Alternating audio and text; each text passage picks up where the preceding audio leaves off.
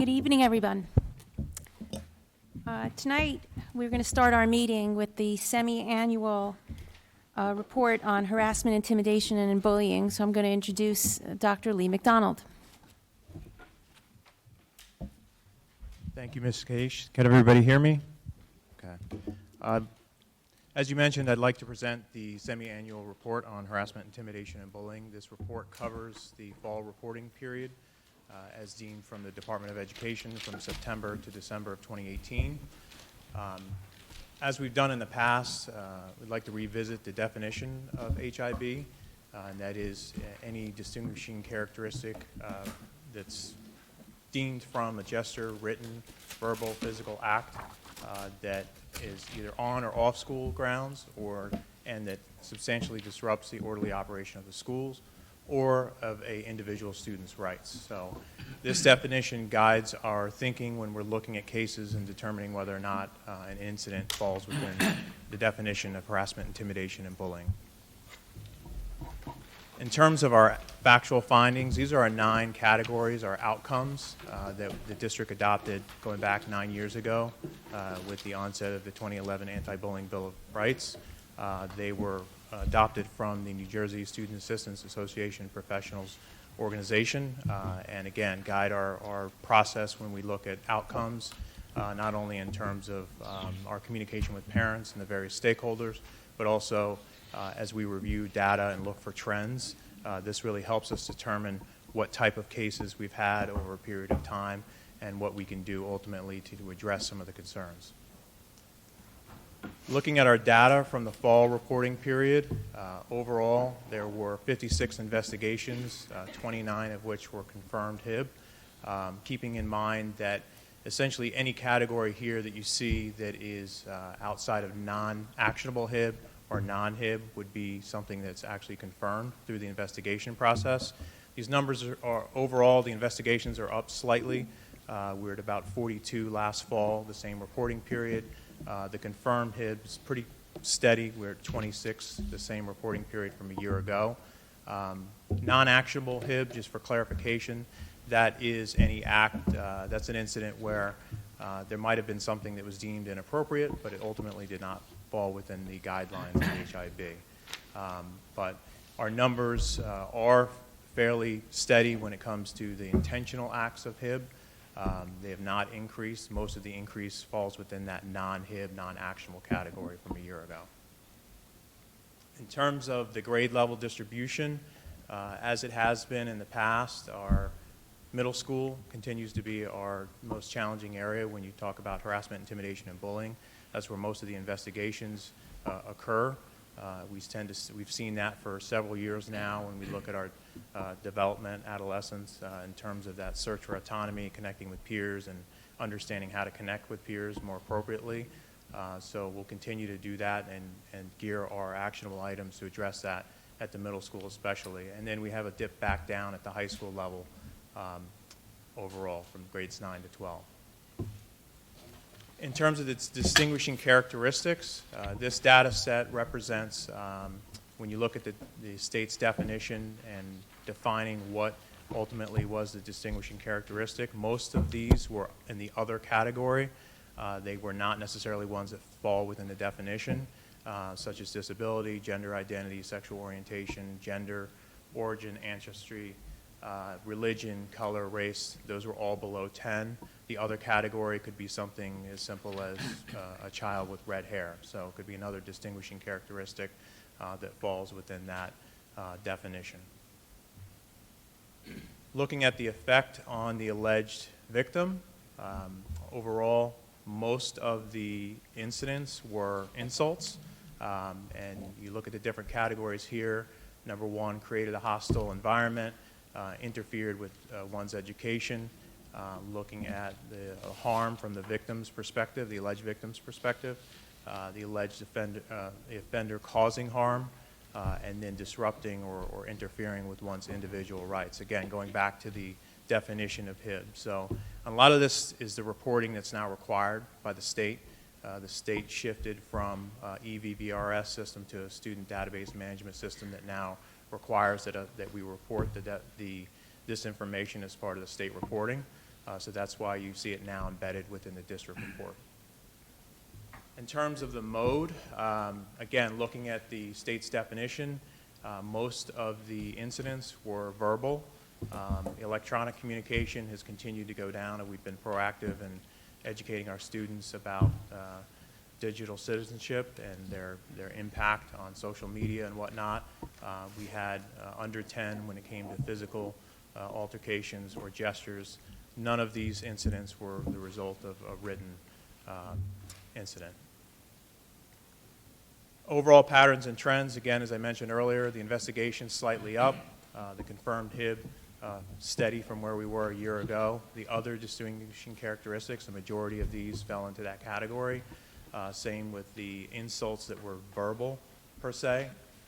We still continue to see the unstructured or minimally supervised settings, cafeterias, hallways, the bus. That's where you tend to see most of these incidents occur. So we need to continue to be vigilant and giving our students an opportunity to have autonomy, but also be able to act and treat each other with respect. Shifting gears from the data, I'd like to just highlight a few of the things that we believe is really the most important when it comes to this work. Not so much about anti-bullying, but really about the culture and climate we create within our schools. This work ties directly to our Goal 3 strategic planning around social emotional learning, and that's really what our teams have focused on. It was great to see the Department of Education now recognizing what used to be called our school safety teams as our school climate teams, and that's kind of the approach that we've taken from day one. Our teams have come a long way in that work. Looking at the database inquiry cycle, so the whole idea is that you're identifying some sort of challenge related to school culture by looking at your data out of your student database management system, Genesis, looking at the school culture and climate survey, which we do every year, looking at focus groups with students, conversations with parents. So you're identifying an issue, you're creating an action plan, you're analyzing whether or not that action plan is effective, and then ultimately you're making changes to that plan accordingly. So the work really never ends, but each school has a unique plan that they have in place to address things that are important for that particular school. A couple examples that I want to get into, and I actually want to highlight. We had our first K-12 School Climate Summit right here in this room this fall. We brought the school climate teams from all 10 schools together. And it was really amazing work to see them not only have the opportunity to articulate across grade levels, but across buildings as well. Vertical articulation, we had students on these committees, parents on these committees, be able to share in the work that's happening in individual schools. So that's was really a celebration about the culture and climate work that we're doing across the district. That work is grounded, number one, in our strategic plan, whether that's student-centered learning, global competency, or social emotional learning. It's also, the lens of that is looking at the whole child tenets, so making sure that we're grounded in that work and making sure that any decisions that we're making around culture and climate are about creating safe, secure learning environments for all students. The Unconference, this is an example from High School South. The first annual Unconference was held. They're going to do another one this spring. One of South's initiatives is working on adult-student bond relationships.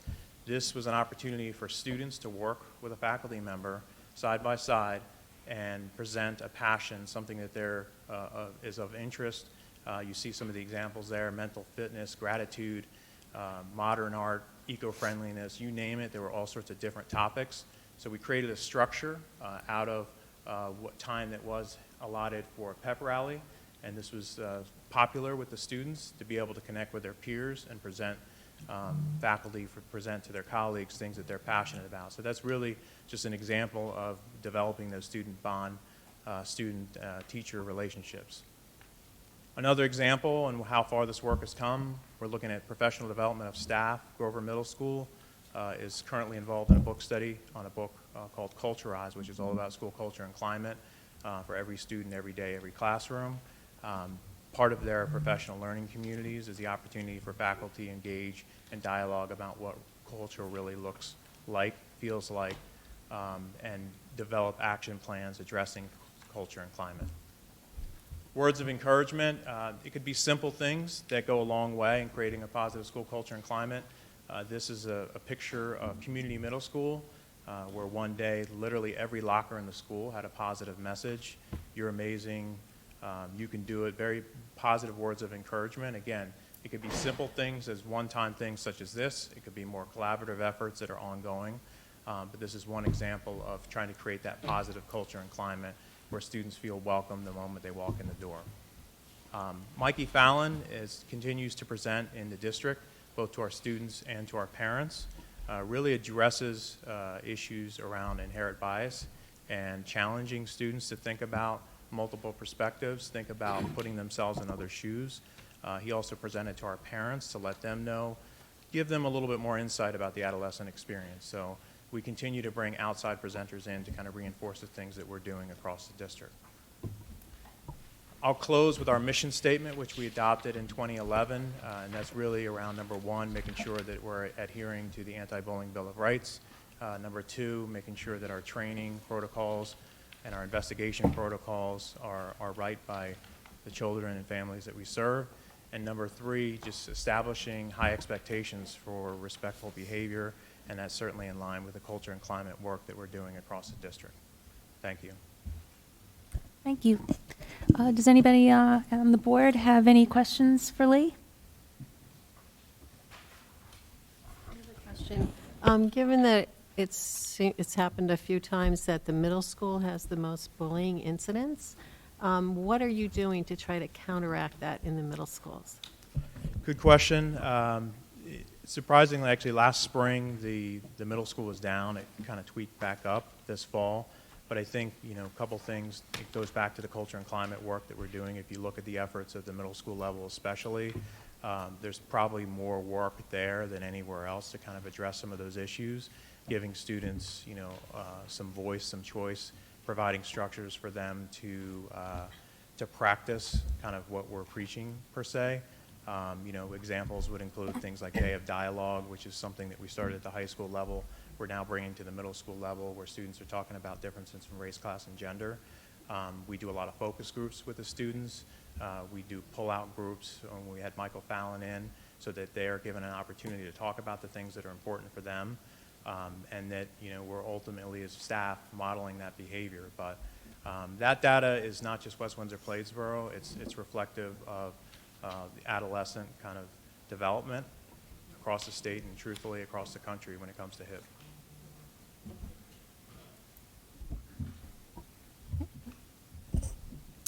Hi. Quick question about for confirmed HIB and for the students who have been found to have violated that. I don't know if we have some disciplinary things that we may do, but is there anything that we also try to do in terms of cultural awareness and trying to help those kids to learn those sorts of things in addition to any maybe disciplinary things that they may be subject to? Right. So in terms of the discipline, you have the code of conduct that, if you have an incident, you have to make sure that you're abiding by the code of conduct and making sure that discipline is appropriate for that situation. That being said, it's always about that reflective opportunity for students to think back about, number one, what was it about that situation that led them to that particular behavior? Number two, how would they have handled that differently if they had the opportunity to do? What are some things that they might have done in advance to kind of prevent that situation? Because we know the situation is going to happen again.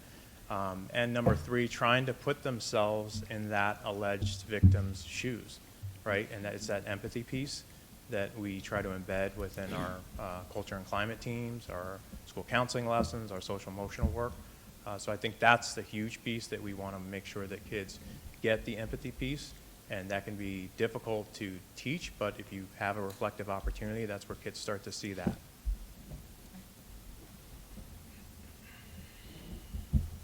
No? Thank you. All right, thank you.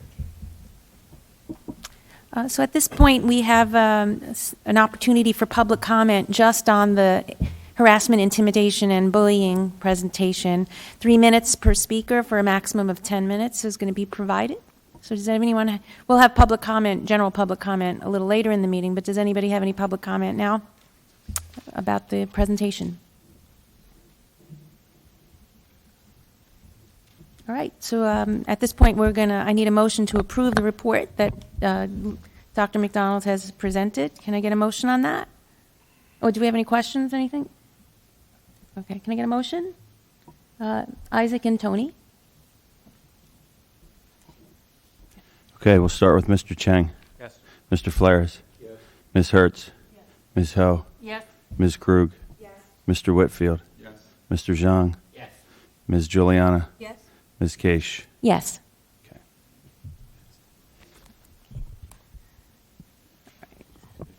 Yeah. Okay, so that adjourns our special public hearing on harassment, intimidation, and bullying. Now I'm going to turn the meeting over to Martin Smith, who's going to introduce our next presenters. Good evening. It's my pleasure to be able to introduce the speakers this evening who will talk to us about the Library Media Center program review processes that we've gone through over the last year and a half within the school system. Just before we I get into my formal introductions of the presenters, I want to talk a little bit about the processes that we follow for program reviews within the district and remind people we're somewhat unique in West Windsor-Plainsboro. There are a few school systems that undergo this process. We have, over the years, conducted a series of program reviews to take a critical examination of different programs that we have in place.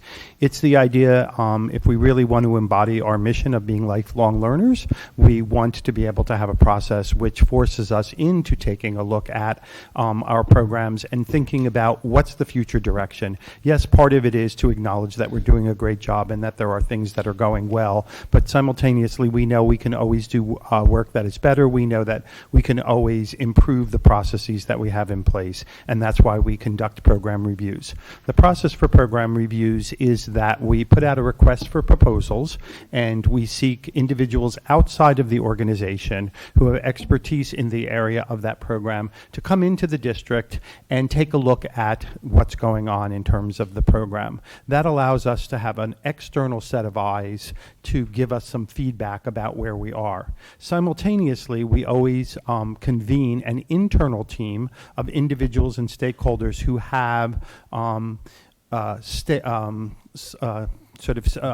concern in that area, obviously the teachers who specifically work in that area, but we also expand to other individuals to see who was involved specifically here. While certainly the external consultants and the internal team talk with each other during these processes, one of the things that we do value is that we keep the reports and the findings separate from each other until both of the teams have completed their reports. That way we're really getting two totally separate sets of ideas. Sometimes those ideas mesh really well. Other times they come from different perspectives. It really just sort of depends upon the program review that we're looking at and what we're doing. This evening, what we'll be looking at is the library media centers and the where we are currently and some recommendations for how we could move those further into the 21st century.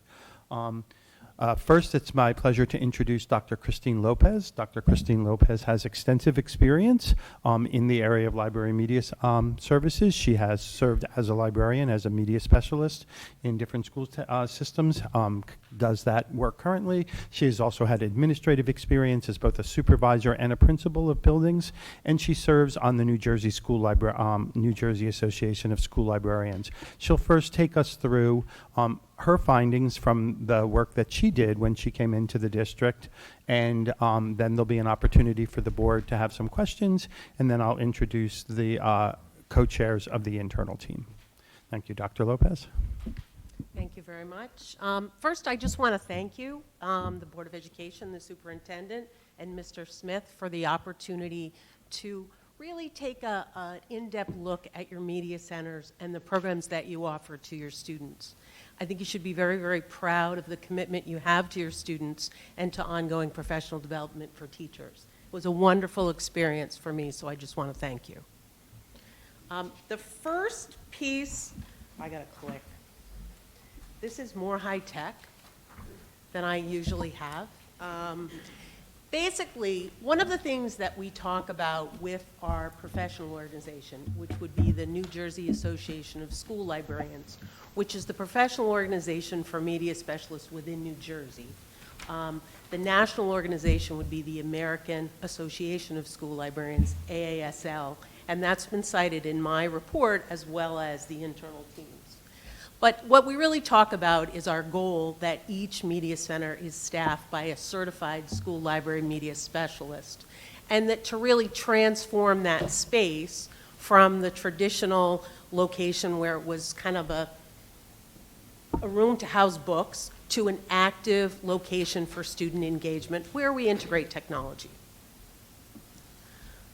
The purpose of the program review for me was to really examine the media centers in West Windsor-Plainsboro and really how they function, not just within that individual space. As we move from the same thing with our classrooms, not just from an individual classroom, but how it functions within the entire community, and what changes could be made as you want to move forward to the next step. And in that, I asked a number of questions. The questions were asked from some of the expertise that I have within the research of best practices, but also interviews, focus groups, and surveys. The tools that I utilized, I did a lot of research into the data from the district and in terms of the performance level for the students and how that was reflected in the programs and in the collections. I looked at the district's media center curriculum, which at the time that I did the review went up to grade 1. I know that that's expanded a little bit more since that time, but it's just in the beginning stages. I did look at the media center collections through your circulation systems, and I looked at the level of circulation and how the spaces were utilized for students and staff. And I looked very carefully at some of the responsibilities and the schedules, both for the media specialists and for the media centers, and how those impact on students and teachers. The surveys were very, very interesting. I think the focus groups for me gave me the most feedback. I think the interplay in people at the meeting really gave a lot of food for thought for us about what we think is going well and where we could move forward. I had interviews with each building administrator, each media specialist. I had a focus group for the media specialists, the supervisors, and the parents, district administrators. I was very, very impressed with the media centers overall, in that for me, as a teacher, because we're all teachers first, I found them to be very welcoming places. I thought they were places where kids wanted to be, and the media specialists were committed to trying to move forward the programs. There was a lot of collaboration between the media specialists, and that was really evident when I sat at meetings with them, when they had a focus group, and when I went to speak with them. And students were engaged. In all the media centers that I visited, the engagement differed in levels and schools, but every school I went to, the students were engaged, the media specialists were engaged in whatever the activity was at the time that I was there. The circulation for the elementary schools was very high. The circulation for the high schools was not as high. I have to tell you that that's fairly typical. That's not unusual. Very often, the reading material that the students get at the secondary level is generated more completely through the classroom. And often they utilize technology and databases where we don't get the same kind of circulation statistics that we would with straight book circulation. The teachers who collaborated with the media centers had very positive feedback, and I'll talk a little bit more about that later. I thought the collections were well developed for the most part. There was room for growth, but it was aligned fairly well to the curriculum, which really is the goal of a school library media center as opposed to another form of a library. And I felt that they did look to reviews and student interests when making selections for materials. Also, there was a strong integration of technology, and that was trying to move forward, but not consistent in every building. I also found a number of very interesting programs in different schools. Some of them that I mentioned were student and parent volunteers, Read Across America, some different book contests and fairs, a lot of enthusiasm, a lot of activity. It varied from school to school in terms of what the focus was. Overall, if I were to define the program in terms of best practices for media centers, I found the programs to be very traditional. There were heavy clerical responsibilities for the media specialists, which I'm talking about book checkout, book checking, shelving books, and kind of physically manning the collection. A lot of time was spent on doing that, particularly at the elementary level. And I found them to be heavily print-based. There were exceptions. Grover Middle School has an extensive database collection, but I did find them to be very heavily print-based. And I found them to have a lot of focus on traditional library skills. That's an advantage moving forward for media centers. We really want to see active engagement, project-based learning, and inquiry-based learning. There were a number of fixed schedules. Our best practices in media centers is to have a flexible schedule where the opportunity to learn is at that moment or close to that moment. We had a lot of just a traditional schedule. I come every Monday at 9 o'clock. That's great, but what happens if something comes up not on a Monday? There was a lot of responsibility at the secondary level for supervision, and that was either a study hall or a lunch visit. That took away from some of the things the media specialists could do with regard to research.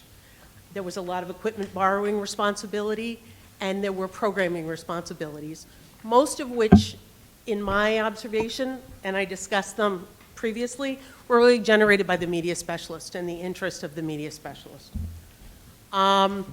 This was the concern that I would find. And again, I want to say again how impressed overall I was by the media centers, by the commitment for the media specialists, by the enthusiasm of the students and the teachers, the building leaders, and by the development of the resources that you had. If I were to make a recommendation, I think this is a question that could be clarified a little more specifically than it is now. If you want to move your media center forward, we want to look at the instructional pieces. If the media specialists are charged with a tremendous amount of clerical responsibilities, then there has to be a choice. Either some of that is designated to another staff member, or the media specialist is checking out, shelving, putting books away. You can do that if that's what your goal is. If your goal is instructional, then you need to look at what choices you would want to make. And I would just say setting clear priorities in that regard, and something about specific and shared spaces, I think would be helpful. And I would say the same thing with programming, to look at the programming that's offered in the media centers and how that aligns with the district curricula, how that aligns with best practices for media centers, and perhaps which programs you think are moving the district forward and which programs perhaps you would use the media center in more of an instructional role. There was, at the time that I did the review, no mission statement for the school libraries, so I drafted a suggested mission statement based on standards from AASL and from an individual named Ross Todd, who is one of our professors at Rutgers Library School. And just in terms of looking for a collaborative model, integrated technology, and a focus on information literacy skills, which is accessing, utilizing, and making selections for information used for a specific purpose. In my survey, one of the things that came out in the survey, particularly for with responses from teachers, in the curriculum, it does say the Media Center is a reinforcement tool for pre-literacy, literacy, social and emotional behavioral skills, but it was presented almost as supplemental. And I wasn't sure whether that was meant as an extension of the classroom or as an additional service. 79% of first responses and 21% of second responses saw the media specialist role as supplemental rather than integral and essential to the role in the school. Again, I mentioned about clerical responsibilities, and there were a lot of responses from the media specialists that they want to be integral parts of the research process, but they're covering for teachers when the teachers are at the professional development to learn about new initiatives. This was a direct quote from the survey that they felt there wasn't enough time for collaboration, and the teacher's response was, there's little opportunity for collaboration. The media specialist is on duty all day teaching classes. That was from a teacher, not from a media specialist. I also talked about taking a look at the physical space. And my recommendation was to look at a learning commons model. That's another presentation, but basically, rather than have a traditional model just like you have in a classroom where, certainly when I went to school, we all sat in rows, face forward, and were writing on a board. Now we would never consider doing that for our kids. We have students in groups, it's collaborative learning, we want active engagement, we want a discovery opportunity. And I think having those options within the media center, many things can be done simultaneously. It just has to do with reconfiguring the space a little bit.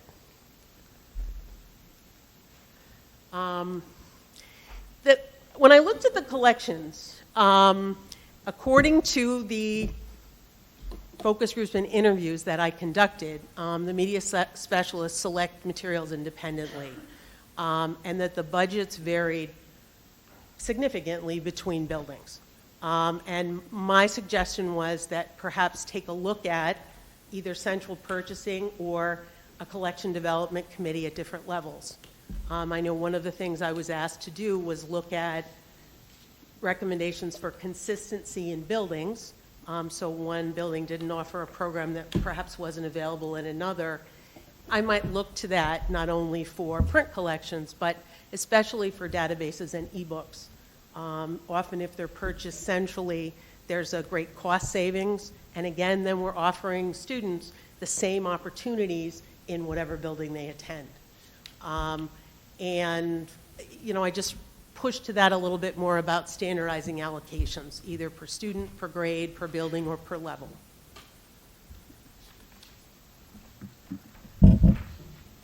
I did find that the curriculum was heavily content-based.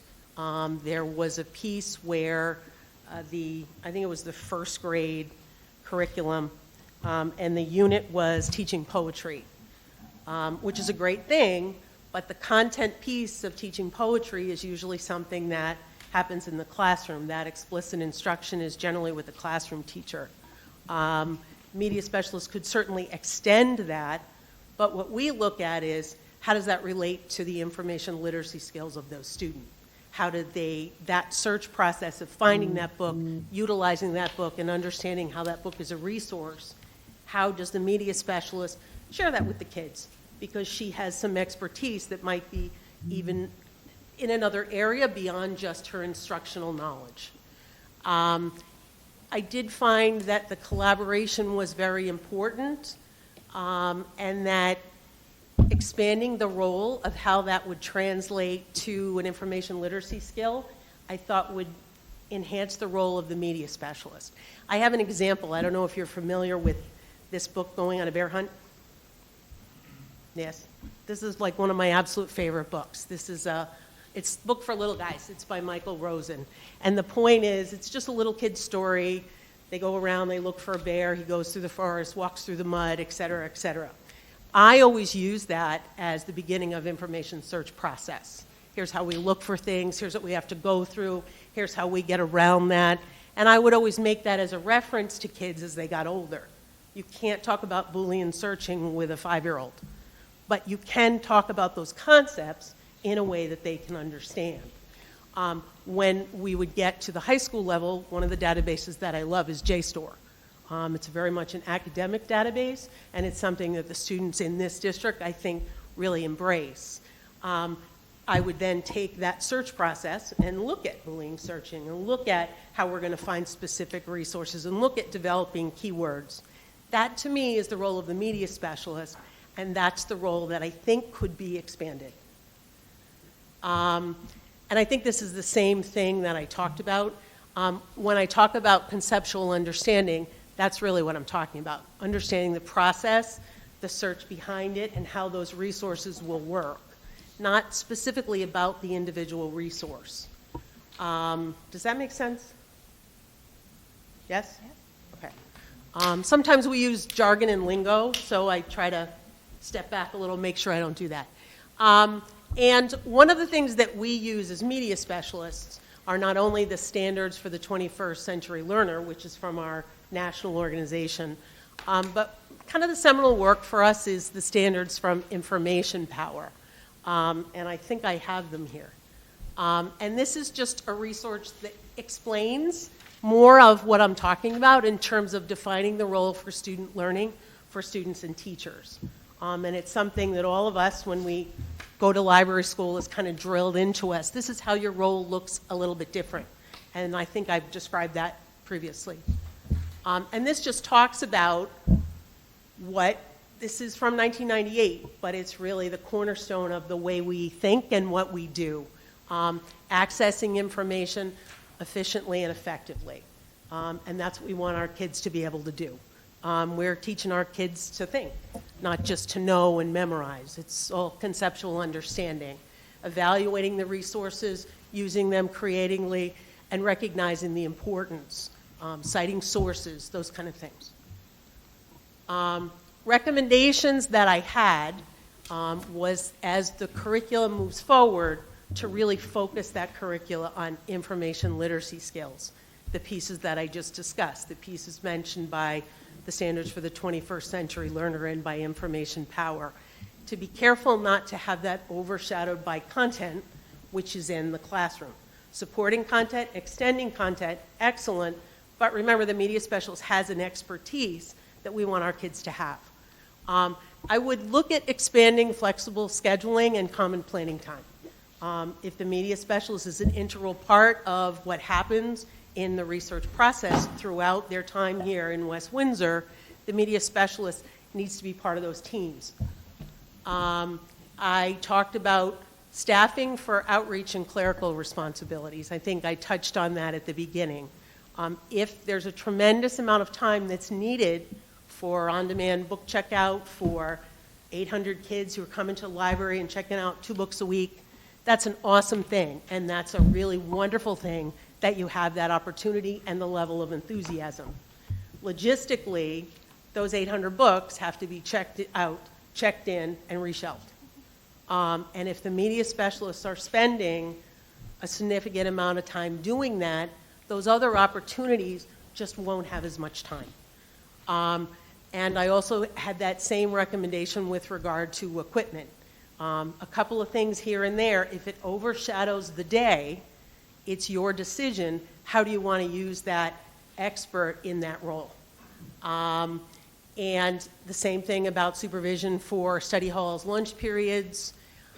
To me, my recommendation is it should be an instructional space, and that should be the instructional role should be the primary responsibility of the media specialist. I talked about reconfiguring spaces. There was, for me, this was very interesting because I had the opportunity to look at the internal review just today, so I hadn't seen it. My focus when I did the review was really, you've asked me to review a program. A collection is a piece of the program. The collection is not the program. It's a piece. Just like any instructional resources that you have in a classroom are a piece. The instruction comes from the teacher. You know, great teaching is great teaching, whether it's in a classroom or in a media center. So to me, that's not the first thing I would look at. But I would look at weeding the collections based on age and level of circulation. And I do think that even with, you know, I made a recommendation for an average, but that really depends. I can't give a number. It really depends on the needs of the students, the needs of the building, budget. But I do think, I always give a suggestion to consider that while we often recognize reference materials as becoming obsolete quickly, because we certainly don't want to give kids information that's not correct, even fiction resources, if the book is now falling apart, or if there were aspects of that book that are no longer something we want in our schools, perhaps there's something on the cover that's no longer politically correct. Perhaps there's something in the introduction or the preface. That's really one of the reasons to consider weeding that book, even though it might be a classic, even though the classic may not change, but we support our kids. We just talked about that with your HIB report. It's something really to be looked at. And then expanding the collections moving forward, as media specialists in school libraries, we do that based on the curriculum needs. We also look at, and I'm sorry I didn't put that in here, but we also look at the individual needs of students who need supports, whether those are special ed kids or ELL kids, et cetera. And we look at reviews as librarians. What's recommended, why is it recommended, and that's what we do. And that's what I have. But I thank you very much for the opportunity, because I think that there are some wonderful things going on here in West Windsor. Well, thank you very much, Dr. Lopez. I appreciate your insight and the presentation. I'm going to ask the board if they have any questions for Dr. Lopez.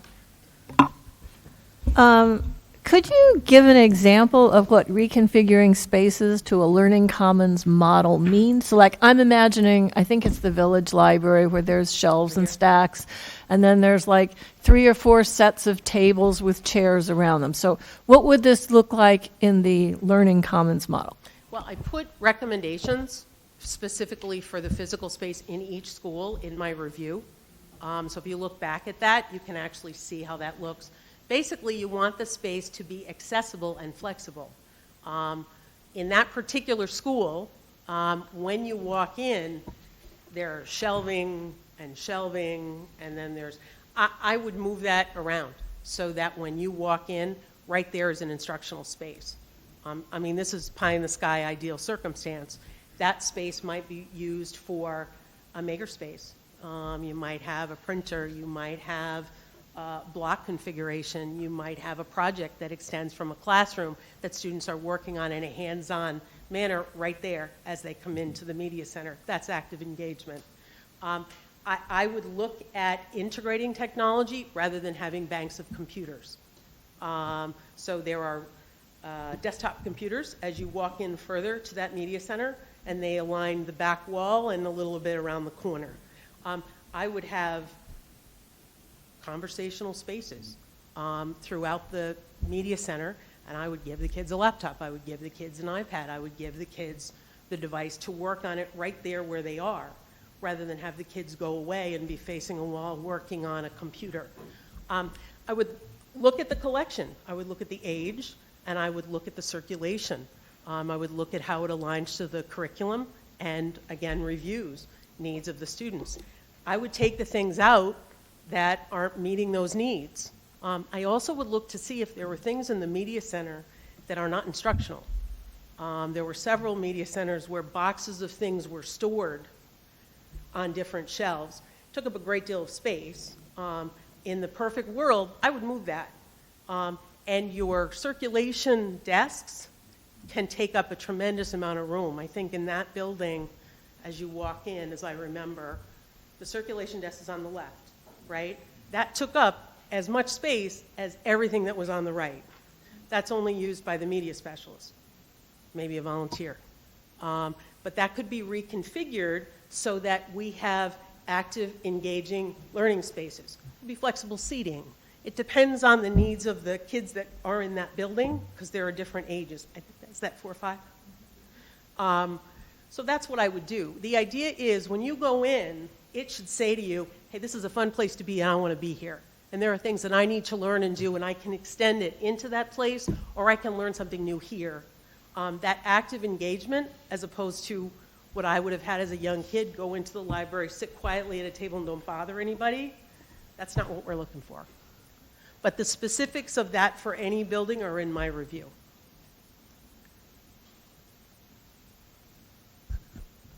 Does anyone else have any questions for Dr. Lopez?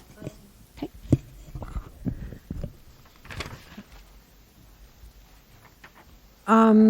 You surveyed parents, is that true? Yes, ma'am. And what did the parents feel about the media centers? The parents were extremely positive. They really were. And I was impressed with the commitment of the parents. A number of them volunteered in schools, and a number of them had very positive, glowing reviews about the media specialists.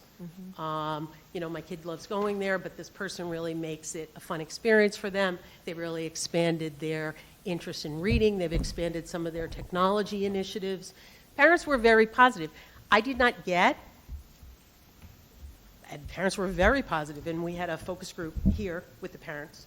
Parents had very, very positive comments. Good, that's good. Can you explain what are HiLow Materials?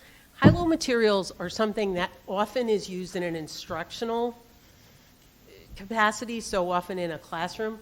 HiLow Materials means that you're covering the content, but the reading level is lower than grade level. So if you have students, special education students, ELL students, or students who are struggling readers, dyslexic students, they're able to work within the content, but take out a book that they can actually read. And I think that that's important as we make modifications and accommodations for our students. I should say that I'm also a reading specialist, and I'm trained in Norton Gillingham. So I work with kids individually, and one of the things that's really important for me is that not only do we have those opportunities, but we have opportunity for kids that are really, really bright, but maybe they don't decode, or maybe they need a little more time. So those are opportunities to support all of our kids. Okay, great. What is an SGO? Student growth. SGO. Student growth objective. That's something Student that growth the objective. classroom teachers are required to, I don't know how they do SGO, 2 SGOs? As part of the accountability system that was Yes. implemented by the State Department of Education under Achieve NJ, each teacher is required to develop a type of assessment which measures student learning, and that figures into their evaluation score. Thank you. Okay. I think you talked, what does it mean just to interfile reference in nonfiction books? Means you put them next to each other. Okay. So rather than, we use the Dewey Decimal System Right. to shelve nonfiction materials and reference materials. Often in a library, those are in 2 separate locations. There is a reference section and a nonfiction section. It's been my experience that reference materials are very expensive and are underutilized, but that when I have put them together with nonfiction books, that has tremendously increased the amount of circulation for those materials. I let kids take them out. Some people, that gives them heart palpitations, but I'm okay with it. Because the idea is I want somebody to use it. I want that kid to explore that book. Also, and this is a little bit off of your question, for reference materials, I would strongly encourage looking at electronic resources for that. Because reference materials become obsolete so quickly, it's tremendously expensive to keep up with them. Whereas databases offer you a more cost-effective approach. Okay, you also mentioned in the report I read that experimentation, performance, and production is something that should take place in the media center. And I'm thinking that's what you do in an auditorium. I mean, do you really want performances in the media center? Yes. Readers Theater, opportunities for students to, remember, we have we talk about multisensory learning with our kids. That's how we're moving forward in our instruction. So we don't just want their learning to be paper and pencil. We want their learning to be that they're actively engaged. One of the things that happens in a learning commons model is there's sort of a learning curve for those who are using it. And people need to learn how to share space. Over here we're doing this, over here we're doing this, and students learn that, teachers learn that, administrators learn that. It's just a process of it's a paradigm shift, and it's asking us to look at our mental models that we have for media centers in a slightly different way. Okay. You also suggest that they designate production work areas for 3D printers, poster makers, multimedia presentation, or enhanced graphic equipment. Is that something that would be in an engineering or a science room rather than the media center? Well, those are often STEM initiatives, and we're pulling, when we have a STEM initiative in a district, if the media center is the heart of the school, then those things need to be going on in the media center as well. Maker spaces are really cutting-edge process for you in a media center. Again, active engagement. These are new activities to look for. We've always had students typing reports in a media center, so now we're going to expand that into a multimedia presentation. Now we're going to expand that into them actually doing a robotics project, rather than just taking out a book and reading about a robotics project. Hey, isn't this awesome? I can actually make one here. And you envision this happening in the media center? I'm envisioning in schools, learning happens everywhere. Because I'm not really familiar with robotics, but when I look at the robotics room in the high school, there's a lot of equipment there. It takes up a lot of room. I don't know how that could possibly fit in a media center. But again, if you have shared space, and space is designated for that purpose, that space is where that happens in a media center. Could be an interest that's generated by the students, could be an extension of what goes on in a classroom, could be a new initiative that's piloted in the media center to see, hey, will this work? Maybe we'll move it into our classrooms for a project. It's a very big paradigm shift, and sometimes it takes a while for us to look at things in a way we may not have. But ultimately, the active engagement is, research would prove that's what's most effective for kids in terms of their learning, in terms of retaining what they learn and applying it. And that's an opportunity for that to happen. It doesn't mean the other things don't happen.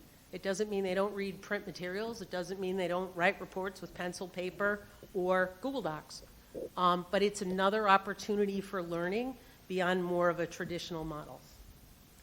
Okay, my other question is, you suggest, in my understanding from reading your report, that you want to create a lot more space in all the media centers to have these different areas where these things can happen. And part of doing that is taking out shelving and books.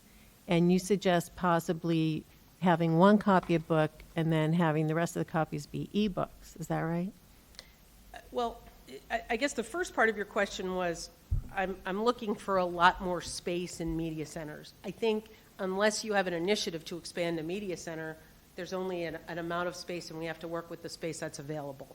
Mm-hmm. So I don't know that I would say a lot more space. I would say looking at the space and making sure the space's focus is instructional. If half of the library is used to store materials, that is half of the space is not available for instructional activities. So I think, again, we have to make choices. Is that our priority, or is our priority to have 5 copies of a book where only one of them may circulate significantly?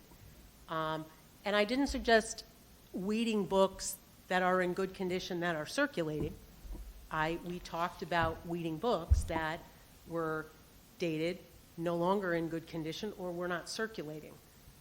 And I'm not certain what the district's procedure is when things come out of a media center, whether they go to another location or, that would come under district guidelines. Mm-hmm. Okay.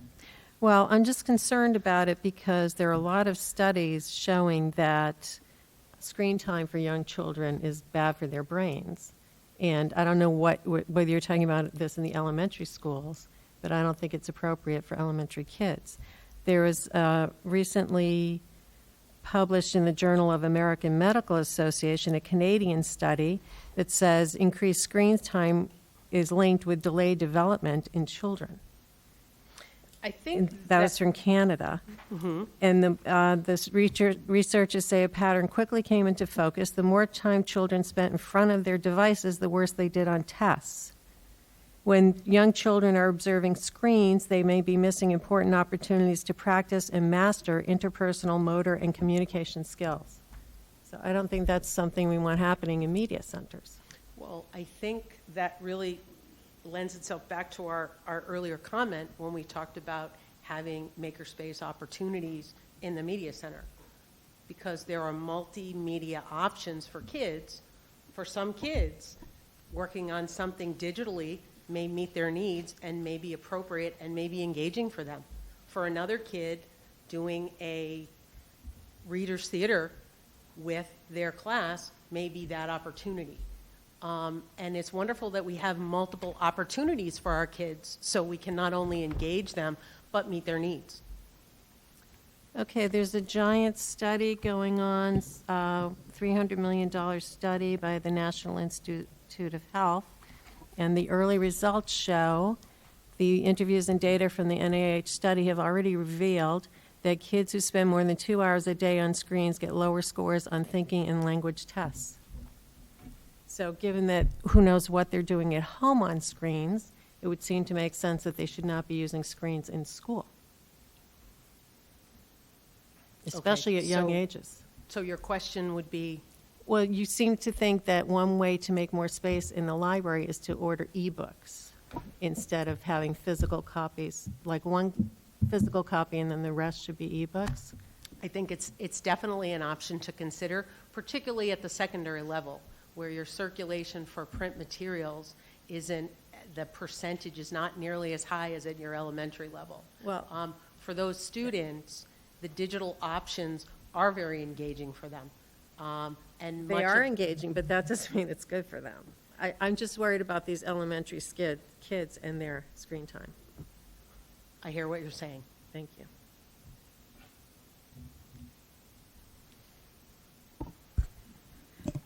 Are there any other questions? Hi. Hi, Dr. Lopez. So, just a quick question on, you talked about developing media center curriculum, and you had also distinguished the difference between focusing on the information literacy skills, right, versus content. So I was wondering if you could maybe give some examples or maybe talk a little bit more about what that curriculum would mean. It sounded like it's alluding to media specialists as instructors or maybe teaching them about these processes or how students can be better at these information literacy skills. Are there examples of curriculum or classes or courses or instruction that you were thinking of? I just wanted Well, to I get a think better I understanding. used an example at the beginning where I made an analogy between going on a bear hunt and JSTOR. And in the information that I provided with the standards for information power, it talks about the skills that we're looking for our kids to master in the process. A media center curriculum is more process skill-based than content-based.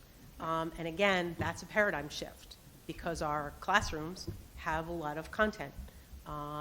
But we're also expanding in those areas. Reading instruction for very young students. I mean, you have an outstanding OG program, I have to say that. And part of that is you really recognize the process of learning to read is essential for those kids' success as they move forward. The same thing is true for a media center.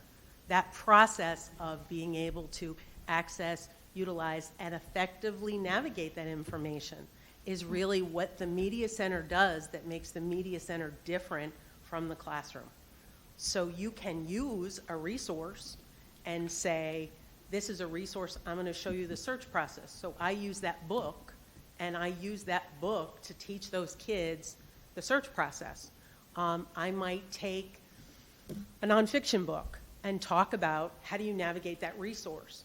I can't sit with a second grader and say, now I'm going to teach you the table of contents and the index and the glossary, because that's going to not really retain. But what I can say to them is, okay, now we're going to do this process. Where do we go? And for me, I did a little skit with the kids. And somebody was the table of contents, and somebody was the glossary, and how did we find it, and how do we go and use that, and what will we use this book for? And if we're doing a project in class, how do we come to the media center and find those resources? You know, I would have the kids develop some, I used to do little websites with them, like mini websites, platforms. But I would say, let's design that for helping people how to find what they need to finish their project. That's the process. The content might be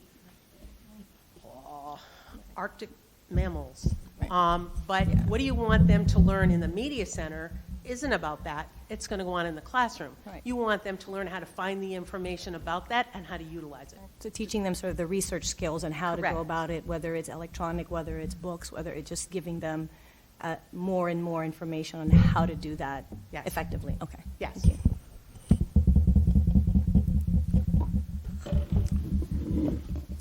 Okay, first I'd like to thank Dr. Lopez for coming this evening and also for lending her expertise with the external review. It's much appreciated. Thank you. At this time, I'd like to introduce Mr. Johnson, who supervises the media specialists within the district, and Mr. Cave, who is the Director of Technology. They were the co-leaders of the Media Center Internal Committee, and they're going to present the findings of that report. Good evening. My name is Alan Johnson. I'm the Supervisor of Technology, Training, and Media Resources. I had the privilege of co-chairing our internal program review with Rick Cave, our Director of Technology. First, before we get started, I'd like to acknowledge and say thank you to our outstanding internal review committee. We had 21 members on our committee that represented a really nice cross-section of our district. Comprised of media specialists, parents, administrators, teachers, and some of our students. Together, we all put forth a lot of really good effort and had a lot of really great dialogue about where we want to head our program in the future. So our internal committee was divided up into subcommittees, collections, delivery of instruction, as well as infrastructure. The collections subcommittee examined both the physical and digital resources present in our 10 school libraries. The curriculum subcommittee examined our existing pre-kindergarten through third grade curriculum, as well as some of our existing programs that take place within our media center, such as Read Across America and our author visits. The media specialists that kind of coordinate those programs, they were also interviewed at how they interact with the students throughout all 10 buildings and with the curriculum that is in place throughout the district. The infrastructure subcommittee examined the physical spaces of each one of the 10 media centers. That subcommittee took a specific look at seating, shelving, safety issues, lighting, circulation, book security, and some of our instructional spaces that exist within each of the 10 media centers. Depending on size of those media centers, some of the larger media centers had multiple instructional spaces within them. The smaller media centers, such as Wyckoff, only have one primary instructional space. Our internal team went through quite a long process.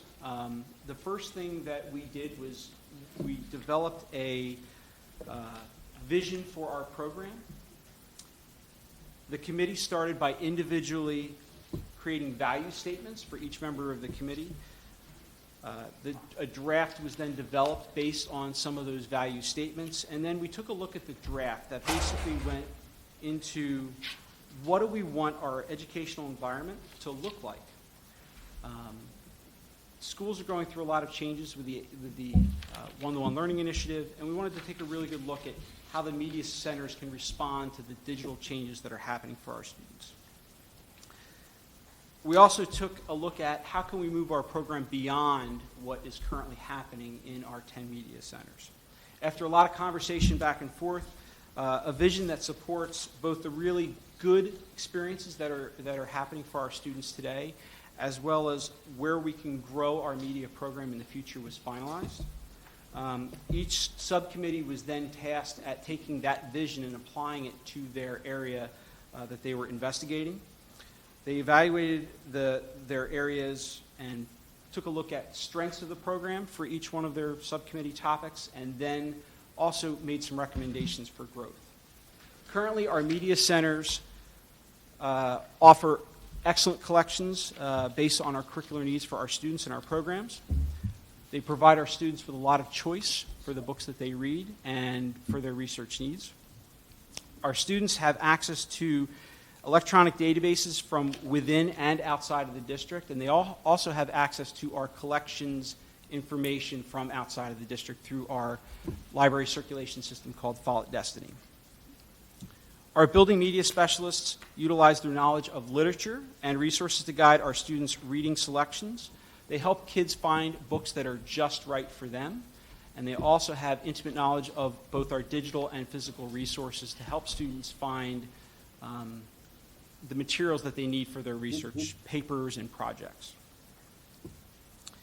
They also help develop a love of learning in our kids, which is the primary goal for our K-5 media program.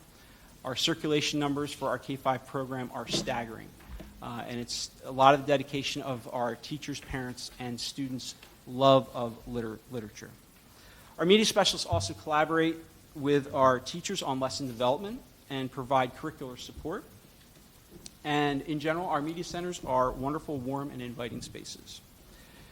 For our site visits, we took the opportunity to travel locally. We visited Lawrence High School's Media Center as well as Montgomery Township's lower and upper middle schools. All of those locations had recently done a program review and done some reconstruction to their physical spaces and taking some good look at their programs. It was a really great opportunity for our subcommittee to take a look at those locations. It really energized them and showed them what the media centers could be. The visits illustrated a need for collection management as well as flexible spaces that really meet the needs of our students. And in general, we walked out with a lot of positive energy from those visits. So up here we have the vision that we developed. The Media Center program will provide the school community with relevant, current, varied, and accessible resources to support information literacy in a flexible learning center that can adjust to the diverse instructional and literacy needs of our students. As mentioned previously, a lot of time was spent developing this vision. We feel that it offers not only a balance of a lot of the traditional library needs, but also where we can take our program in the future. In the past, the school libraries were the center of knowledge. It's where you had to go to get all of the information. Now, knowledge today it appears in many different forms. Our kids basically have access to information in their pockets via their cell phones or their Chromebooks as part of the One Learning Initiative. They can look up facts in a mere number of seconds. They don't have to go to the media center. So how do we re-envision what the media center can be for our kids? And that's where we get into taking a look at how do we teach our students that information literacy skills. How do they validate information? So we're not recommending that we do away with books. However, the needs of our students are changing, and we need to acknowledge that. Our data tells us that while access to books is very important at our elementary levels, our middle school and high school students are looking for more. The driving question is, how are we going to adjust our libraries to continue to provide books and at the same time support the numerous new resources that our upper level students need? So the needs of our high school and middle school students are different from those of our elementary students, and our recommendations from our committee have to support the needs of all of our students in our district. So that brings me to our next piece.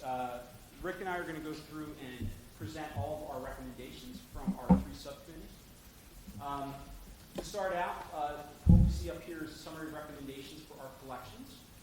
We also have recommendations for our infrastructure and for our curriculum. So first, we said that we wanted to establish a plan to ensure equitable access to digital resources. The way that our digital resources are out there, there's a lot of history behind it. And another big part of that is how the library budgets were originally developed. Some schools have more money for digital resources than others.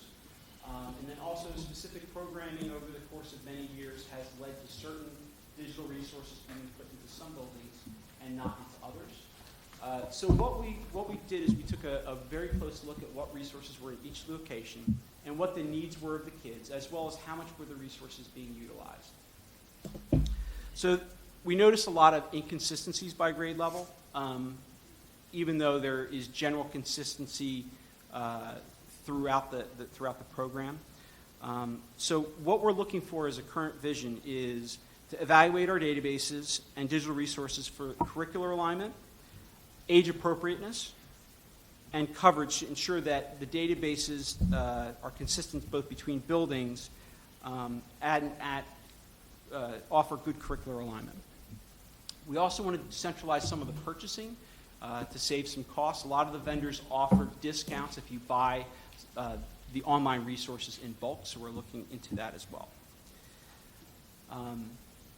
Bullets 3 and 4, we're talking about our weeding protocol. The average age of a book in our collections is 22 years old. Weeding these materials has a lot of benefit. We want to make our collections to be valuable resources for our students. Within our internal report, we cite an article by Ian Champ. He offers a lot of good insight into weeding practices. He likens it to a garden.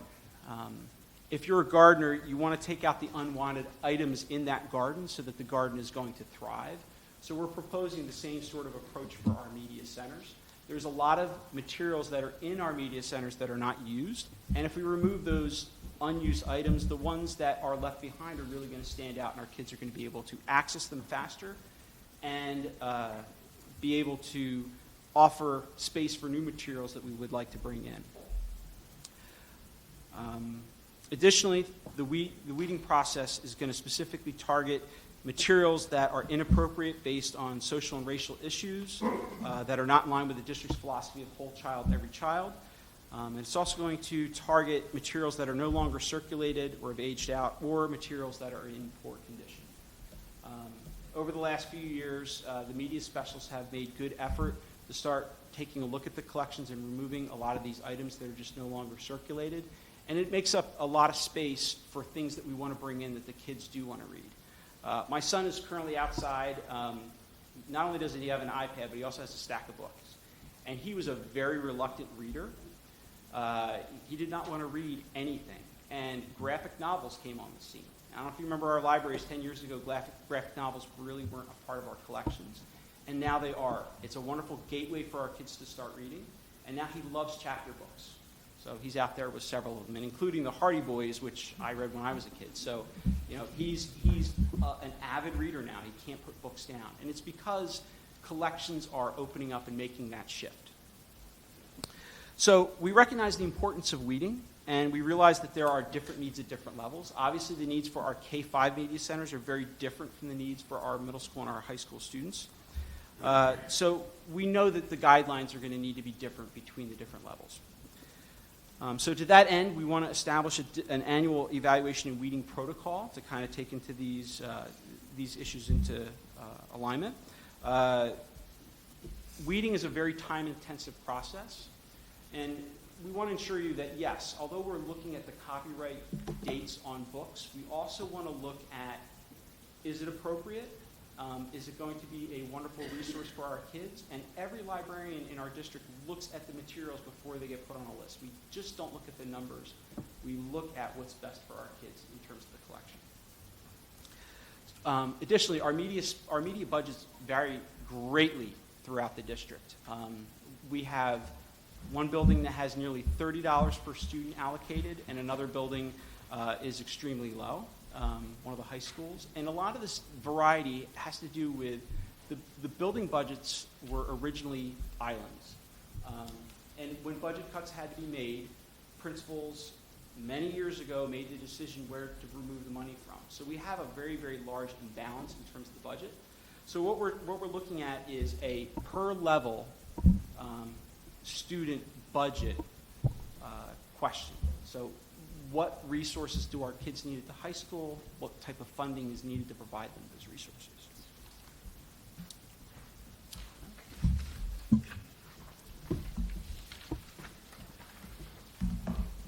Good evening, everybody. I'm going to talk right now about the delivery of instruction.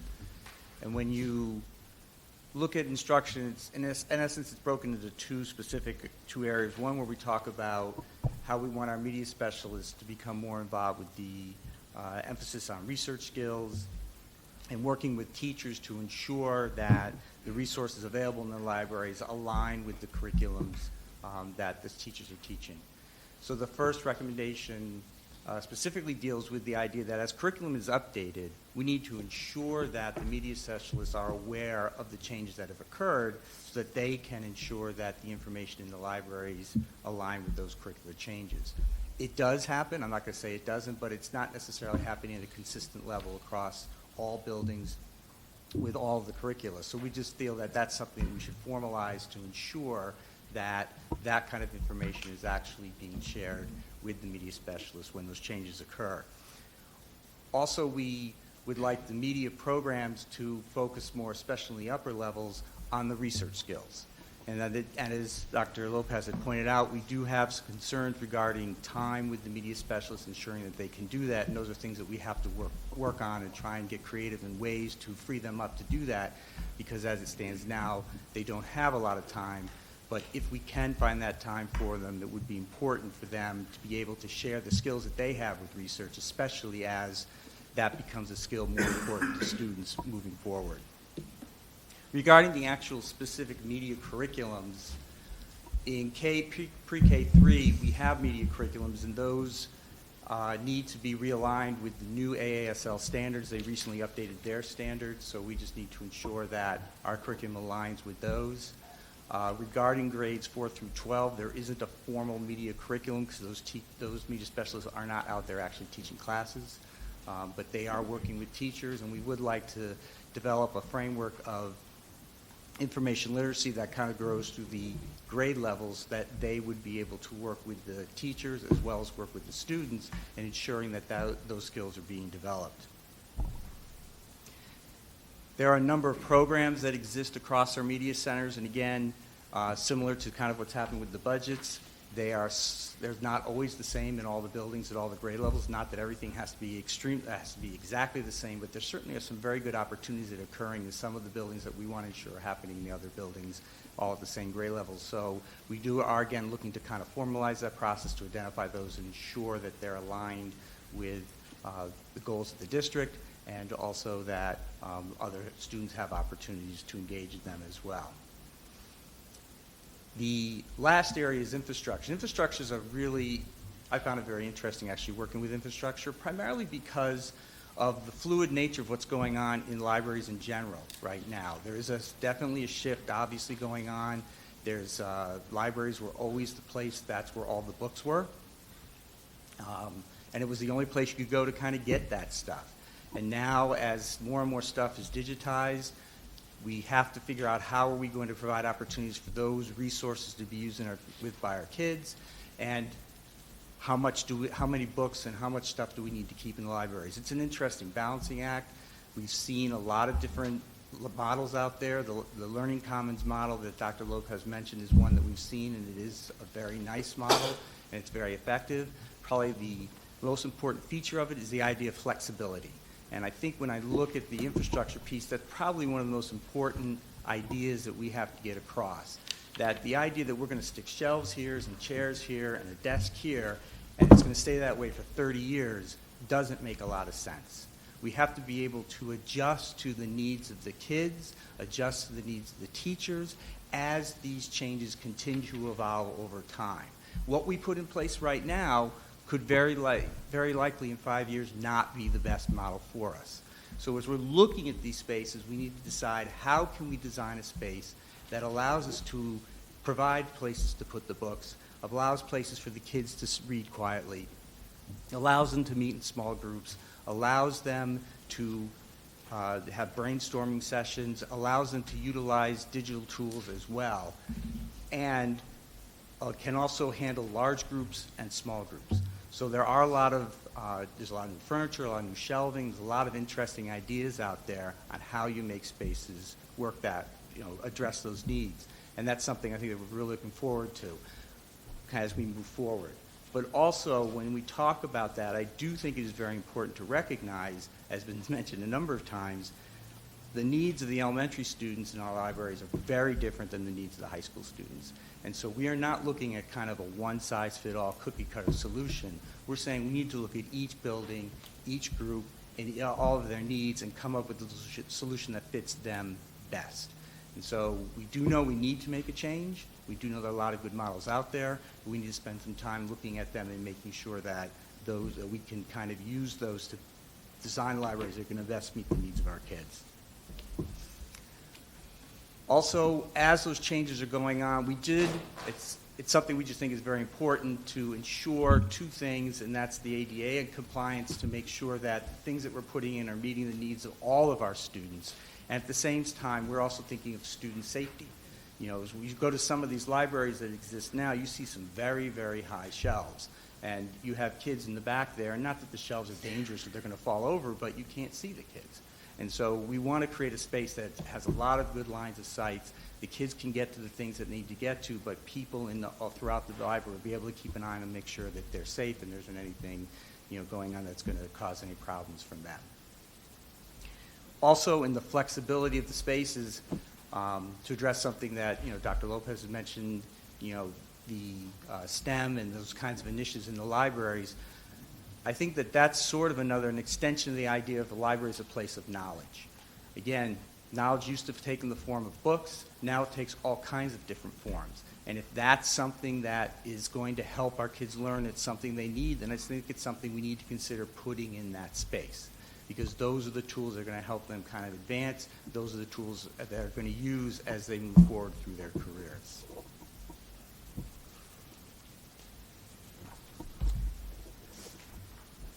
I just want to take a moment to really thank the board for this opportunity.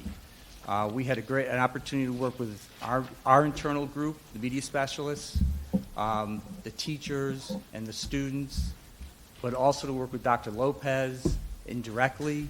But it kind of motivated us to look at all of these very, very new things that are out there. It's a really exciting time. Libraries are changing. There's a lot of very exciting things that are going on. We have some opportunities to really do some exciting things to help our kids and help them move forward. And so because of that, I wanted to thank everybody and say that that has really been something that I'm looking forward to seeing, kind of what comes out of this and what our next steps are. That's it for our presentation. If you have any questions. Yeah. Well, thank you very much, Mr. Cade and Mr. Allen. Does anybody have any questions for the internal team? I just wanted to check. So Dr. Lopez talked about the clerical administrative responsibility on libraries and the media specialists. Do we use I think we use parent volunteers at the library. Do we do that at all levels of libraries? Is it mixed bag or? So it is mixed at different levels. There are extensive parent volunteers at the elementary level. As we get up into the middle school levels, Grover has an extensive student volunteer program. Community is building their volunteer program. For the high school, in terms of circulation of the books, the high schools don't circulate as many books as you might think. So in terms of shelving, the clerical issues there are minimal. There are some student and parent volunteers depending on the building. High School South has a strong cadre of media specialist interns through our student population. North has one or two, but then they also help shelve the books where necessary.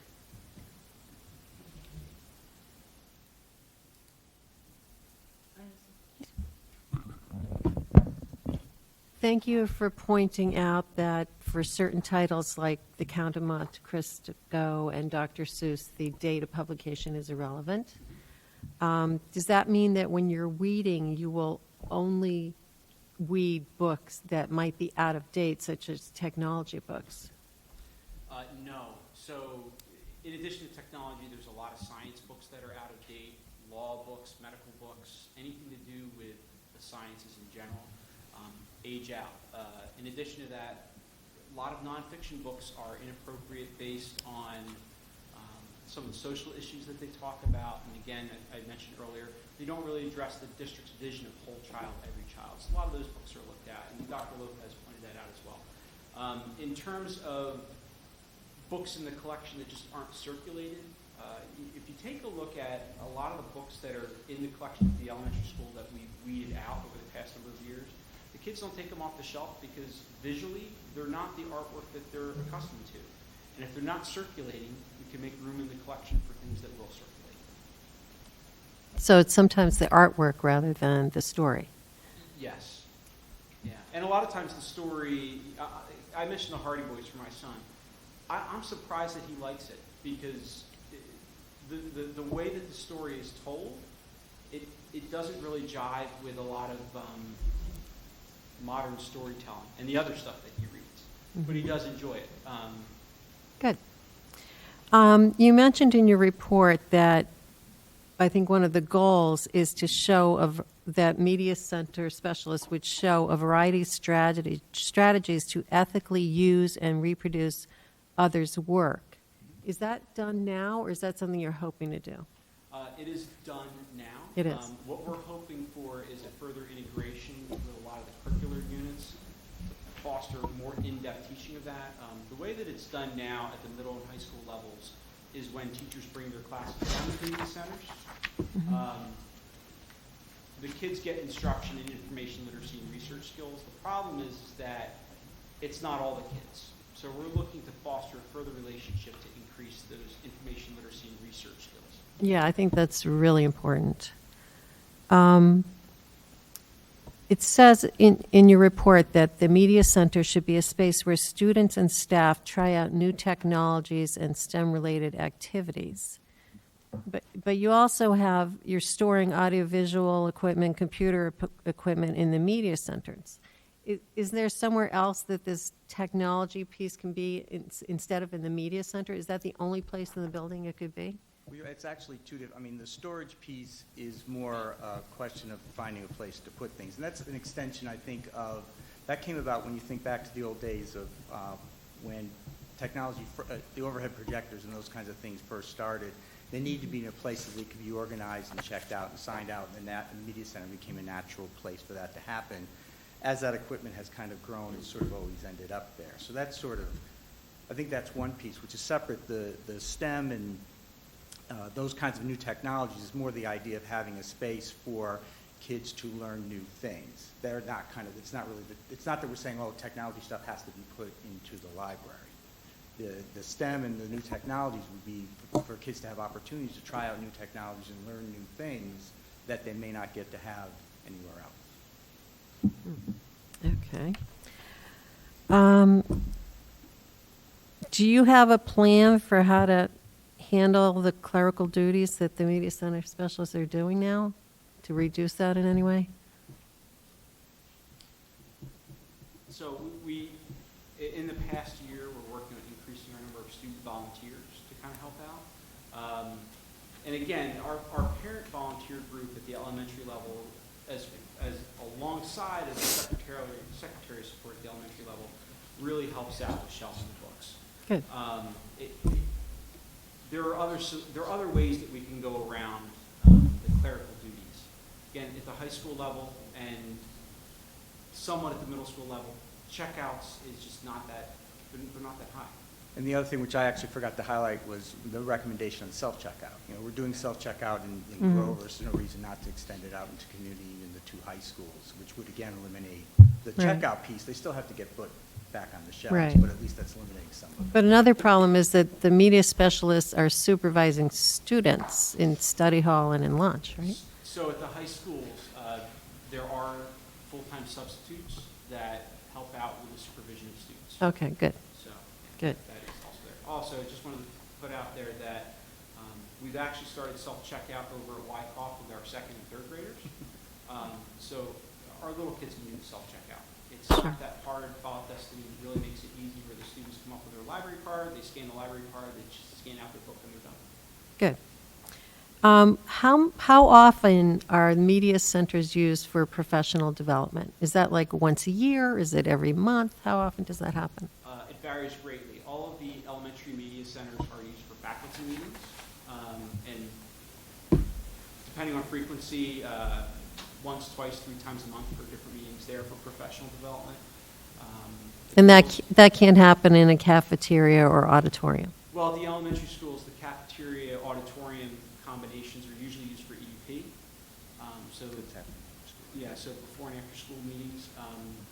So if that's the case, the staff can't be in there to do professional development. Right. Okay. Yeah, oftentimes the PD sessions are sessions that are occurring off hours. Oh, I see. Okay. So it doesn't really affect the operation of the media center. Okay. You said in your report that the number of volumes in the libraries can be significantly reduced without negatively impacting the quality and diversity of the collection. And given in the elementary schools the huge number of books circulated, I don't know how you think you can reduce the number of books. So if you look at the elementary schools, so in general, the district circulates over 170,000 books a year. The majority of that is at the elementary school. Only 13% of our books circulated are at the 6 through 12 level. So the majority of our books are circulated at the elementary level, and then on top of that, it's mostly the same books over and over again. So if you look at the elementary collection, the Mo Williams books on Pigeon Rides the Bus and Elephant and Piggy, those are the ones that are going out repeatedly over and over and over again. In terms of the collection, 34, 35% is the top amount of the collection that's actually checked out in the course of the year from our K-5 buildings. So we have 2/3 of the collection at the elementary level not being checked out for our kids. That having been said, it varies from year to year. I mean, is it going to vary that much? Probably not. But you know, we do have that small part of this collection that's actually being utilized, and a large part that's not. And the high school and the middle schools, the percentages are even greater. I mean, the high school is just a small fraction of the collection actually goes out every year. Well, do you have any way of knowing how often the books are used while the students are in the library? And they may not check them out, but they are using the books? Yeah, so that is one of the things that is a big issue with particularly the high school classes when the students are doing research for their senior legacy projects or they're doing their research for their social studies common assessments. They're doing the research within the library. It's not really easy for us to tell what books are being utilized in those circumstances. That having been said, we go to the professional judgment of the media specialist to say, you know, this book came up on my weeded list report, but I know that these materials are utilized by our students for these specific projects. I'm not going to remove it from the collection. Again, we defer to our professional judgment of our media specialists in situations like that. Good. You say that you want to, the idea is to reconfigure the media centers to support multiple flexible learning areas that balance physical, social, emotional, and academic needs. I mean, obviously the gym is for sports, right? And do you really want students socializing in the media center? I'm not sure what you mean by this statement. I mean, I don't think the media center is going to do all those different things. We have all the rest of the building for some of those things to happen. It seems like you're putting a lot on the media center. Okay, so the physical part that's listed in that recommendation is, that is referring to the layout of the media center in terms of, we want it to be a safe environment for the kids. It's talking about the physical space. It's not talking about exercise or any of those other pieces. We want to, again, design the space so that it is safe for kids. It's easy for the media specialists to be able to locate all the kids in the media center, make sure that they're okay and doing appropriate activities. And we also want to make sure that the materials are set up in such a way that it's a flexible learning space. Again, that's the big trend here, where we want to make sure that the collection and the seating can be moved around depending on what type of learning activities are out there for our kids. We want to be able to rearrange things. When you visited the other schools in Montgomery and Lawrence, what were you most impressed by? Well, first of all, the Lawrence Upper Middle School used to be their high school before they built a new high school. So their media center was enormous. But one of the things that struck us right away was their collection had been reduced to just what the kids needed. There were multiple learning spaces. They had a large area set up where they could teleconference with experts in both scientific and authors of different work. And then while we were at that library, they actually were rearranging all the furniture for an activity that they were going to have take place that afternoon in the media center. So it provided that flexible seating where they could just move things around. If you go over to our high school now, over to High School North or High School South, the tables are big and heavy. If we want to rearrange for an activity such as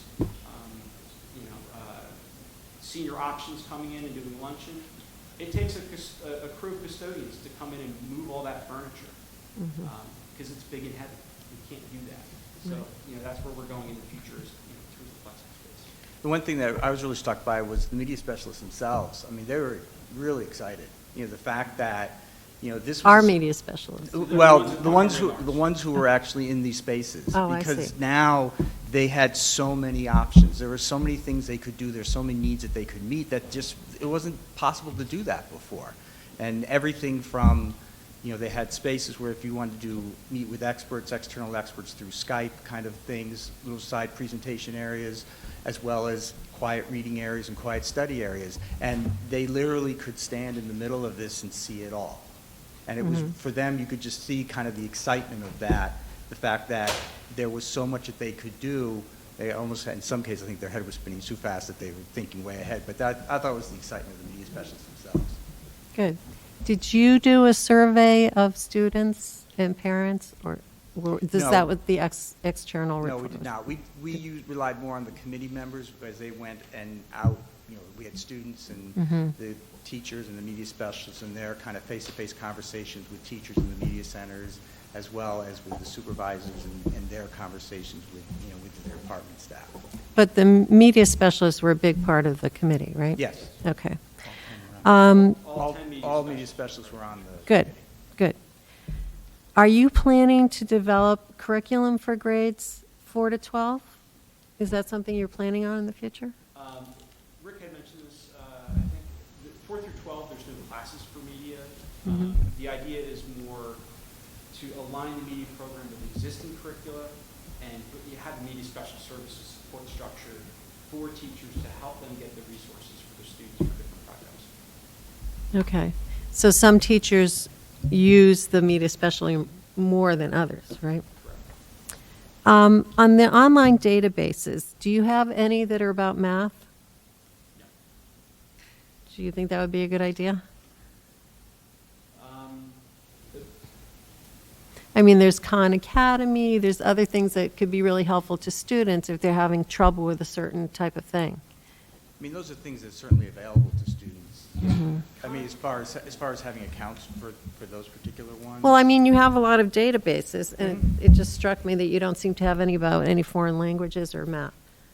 So there are some cultural foreign language databases. I shouldn't say foreign language, but there's some cultural databases that take a specific look at cultures from around the world that offer some really unique viewpoints for the kids. As far as the math component, we do a lot of the databases that we have support structures in there for math, but there's no particular one that's specific to that. Dr. Lopez just let me know that in her examination of our databases, we do have databases that contain information across all content areas, including both math and world languages. Okay, good. Okay, thank you.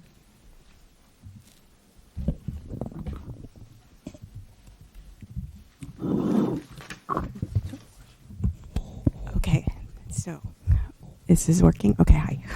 I want as the board member who is on the committee, and as a parent and a board member and a long time, I'll say library aficionado, I want to thank Alan and Rick, and also I see Sue and Melissa back there who spent, how long did we? A long time, a couple. Almost 2 years, probably, right? Year and a half. Okay, working on this. It was a really, for me, it was an enjoyable and a real learning experience, and I think everyone on the committee would probably feel the same. I just wanted to say that I'm really proud to be part of this district because we have so many educators and the media specialists who were just passionate about what they did and what they do, and really want to bring about the best practices for our students. So I wanted to thank you all for doing that. And then I also, one thing, I don't know if you mentioned it, but during the course of this whole process, the referendum passed, which is going to help with most of the libraries we're getting, or most of the media centers, see I'm using old terms, we're going to be getting new spaces, new furniture and all, a lot of opportunities. So I'm looking forward to what that will bring for the district. So again, thank you for everything you guys did. Thanks.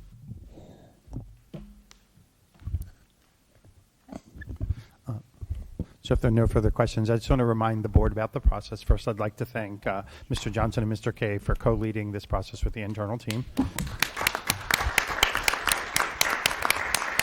And then a reminder to the board that how this process moves forward is that the internal team will continue their work. And the first task that they'll work on is taking all of the recommendations from both the external internal report, pulling them together. Sometimes when we do these program reviews, there's not a lot of overlap and there are inconsistencies. I think this evening what we can see is that there's really a lot of consistency between both the internal and the external reports. So I think melding them together is not going to be as big of a task as sometimes it has been with program reviews, but they take they meld them together. They come up with an action plan over the next 3 to 5 years of how we can start to tackle the recommendations within this. Obviously, with the infrastructure piece as a part of that is going to be tied to all of the work that's happening with the referendum and the redesigns, and that will certainly influence that process. And certainly, any recommendations in terms of budgets and changing budgets and or staffing issues will come before the board as we move forward with these recommendations. So this is kind of the beginning of your understanding of the ways in which different issues will come forward to the board for your consideration in terms of that. So I thank you for your attention this evening and listening to the reports. Well, thank you very much. We're now at the time where it's our first opportunity for public comment. The board invites thoughts and reactions on agenda items and items of concern from members of our community who are present. Each participant is asked to give his or her name and address prior to making a statement, which will be limited to 3 minutes. All statements shall be directed to the presiding officer, and this public comment period shall be limited to 60 minutes.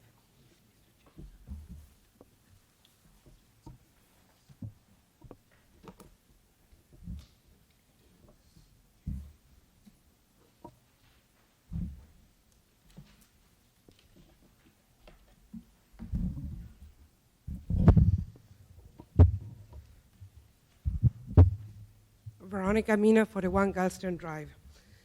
On January 16, my son was with a classmate. I'm not going to give the student's name for privacy issues, but he was with a classmate. They were in the bathroom. This classmate of my son got locked in the bathroom, in the stall, so the student crawled under the door. You know, they have like a space between the floor and where the door is. So the student crawled out from the stall. At that point, Officer Liz, who is the Class 3 officer at Dutch Neck, basically made a remark. And my son said to her, "Don't worry, I'm going to crawl in and I'm going to lock the bathroom door." Both students, my son and this other student, started walking to go back to the classroom. Officer Liz stopped my son's classmate and asked for his name and in what classroom he was in. Later, she knocked at the door where Mr. Eichelberner, who's the classroom teacher, was teaching. She knocked at the door and told Mr. Eichelberner, "I want to talk to so-and-so." Mr. Eichelberner had, basically, that student was singled out in front of the other 19, 20 students. All the other 19 students thought that that one student that Officer Liz wanted to talk to was in trouble. Mr. Eichelberner brought that student to the doorway, basically between the beginning of the classroom and the hallway, and where Mr. Eichelberner, this student, and Officer Liz had a helpful conversation. So the first thing that I sent to all of you members of the BOE and to council was, we were told, we meaning the community, that the Class 3 police officer would never interact on the day-to-day with the students, that the Class 3 police officer was there in a case of an event, a shooting, which obviously that was not the case, and what we were also told was that the Class 3 police officer was there just in the same way that the Memorandum of Understanding states that if there is, let's say, a vaping issue or there is, let's say, marijuana being sold in premises, that the police would be called. So instead of calling the police, that's what the Class 3 police officer is. However, they would never get involved in the day-to-day with the students and never in disciplinary actions. And there are tapes with this, with Mr. Adeholt, Chief Garofalo, and Lieutenant Lee stating the same thing. However, when I did ask what is the protocol and why the protocol was not followed, the first thing that I got was, there is no protocol, Mrs. Mina. And I was really very confused at that. My husband sent you an email, Mr. Adeholt, that he's still waiting an answer from you. Basically, it says, it is my understanding that the role of the Class 3 police officer is to provide security at the schools and try to prevent and mitigate a shooting event at the school. And to find out that here, Officer Liz, on her own initiative, apparently without the knowledge or prior consent of Mr. Argis, went directly to the We classroom need you to finish interact. up, okay? I will. To interact with the student is really alarming. We would like really to know what the police officer is doing this. Thank you. I am a Latina. I am the mother of 3 Latinos, and it's really very alarming that this is happening. Thank you.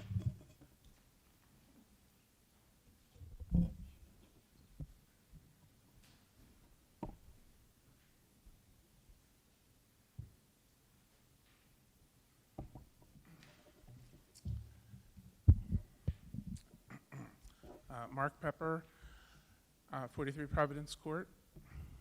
The last time I was here, I spoke about how I was concerned how the school board was not really listening to the community, the parents, particularly when it came to the, I'm talking about the Class 3 officers.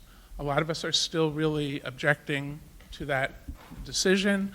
You just heard from Mrs. Mino, her concerns that the Class 3 officers seem to be going above and beyond whatever their job description is.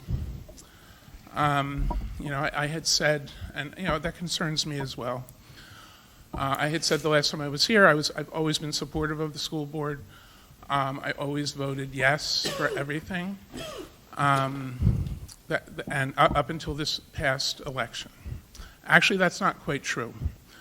Because I forgot about 20 years ago, there was a situation with the school board where the school board was not listening to concerned parents.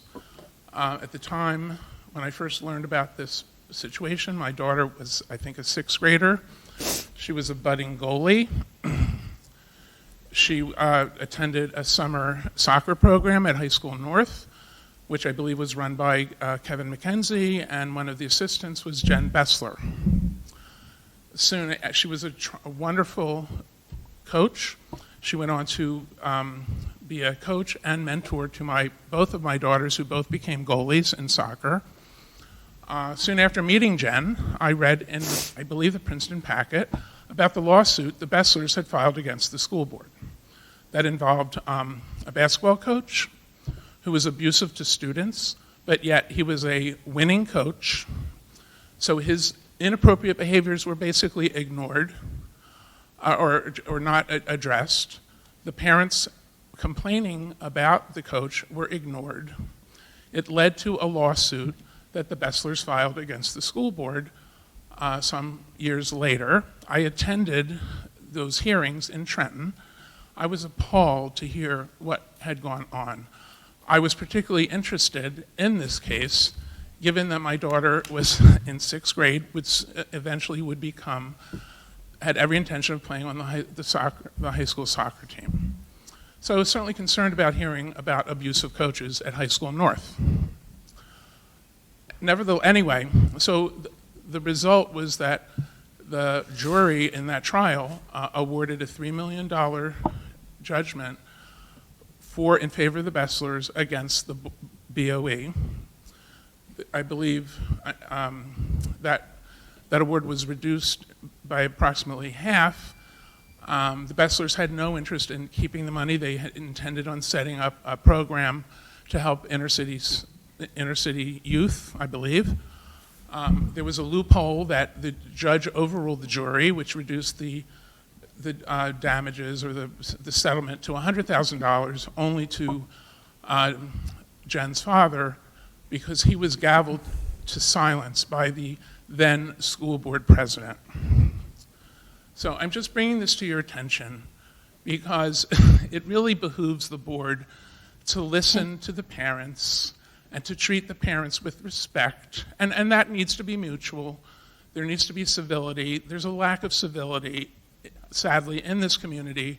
Just go on West Windsor Peeps, go on any forum on Facebook, and you will see the incivility that is abounding. I have the email exchange between Mrs. Mino and Dr. Adderhold, and I was appalled.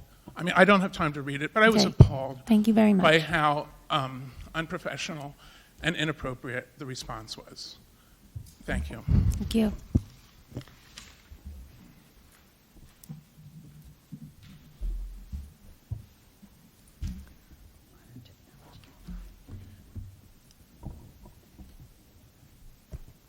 Joy Horton, 10 Hopkins Court in Plainsboro.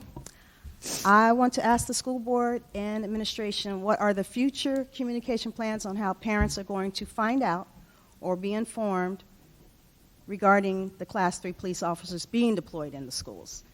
Imagine you are a parent on Facebook and you get a pop-up notification that law enforcement officers are being sworn in and placed in your child's elementary school.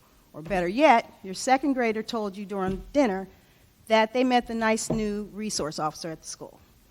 Now, some of the parents may or may not have read the superintendent's security update back on November 26th, which mentions that the Class 3 officers were coming. The school board, both city councils, and police departments voted. The hiring process has begun. They have been deployed. The West Windsor Police Department has hired 3 officers that began the week of November 26th. 2 police officers have been hired for High School South, and 1 police officer has been hired for Dutch Neck Elementary School, and Plainsboro just hired 3. If Facebook is going to be the means by which the information will be communicated, let us know so we can also share that information with the parents where it's going to be coming from. Also, other than YouTube, where can parents find the May 8th video presentation on the Class 3 officers? Is it posted on the district website? The presentation was done before the vote happened, and now that the decision has been made, are there any plans for a follow-up presentation about the role of Class 3 officers in our schools? The district spent weeks, months, promoting, going on a road show, advertising, and pushing for the school referendum proposal and its importance. There were place cards passed out, flyers, we received mailings. It was discussed at back-to-school nights. It was discussed here numerous times in this very room. There's a YouTube video. Everyone knew that the referendum was coming, and it was up for a vote in November. The school board, both city councils, and police departments voted to place armed Class 3 officers in all 10 of the schools in this district. There are a good many parents who felt one way or the other. Should we have them? Should we not? The decision was made to proceed. The school administration needs to ensure that parents are notified when the placement is happening at their respective schools. I'm sure a good deal of you on the board have children, and you have children who may still be in the school district. And I want to ask each of you, wouldn't you want to be notified once an armed officer has been placed at your child's school? This is not a crossing guard, and it's not an eyes on the doors officer. We are talking about a Class 3 officer, an armed individual. Are there rules and regulations regarding how the information on Class 3 gets disseminated? Maybe we need to know. I think a better job on communicating C3 updates to parents needs to be done. Otherwise, you run the risk of someone else communicating and setting the narrative, be it right or wrong, and then you have no one but yourself to blame when the wrong message gets out. Thank you. Thank you.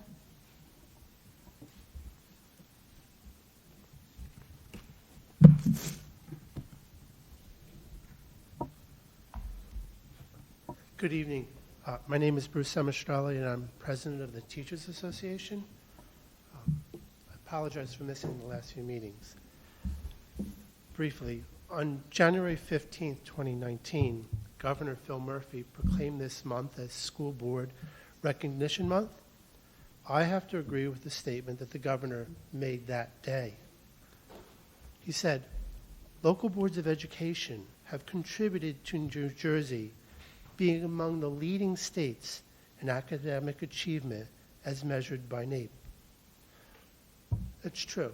Along with the governor, I want to thank you on behalf of the teachers and personally for the countless hours that you put in for helping us all to achieve our education vision here. Thank you very much. Thank you.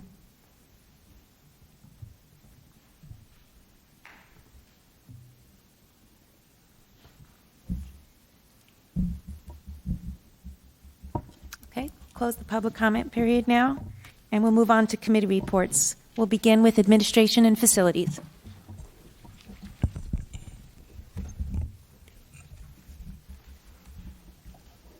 Finally get to say something at a meeting again. The A&F committee met on January 15th, it was 2 weeks ago.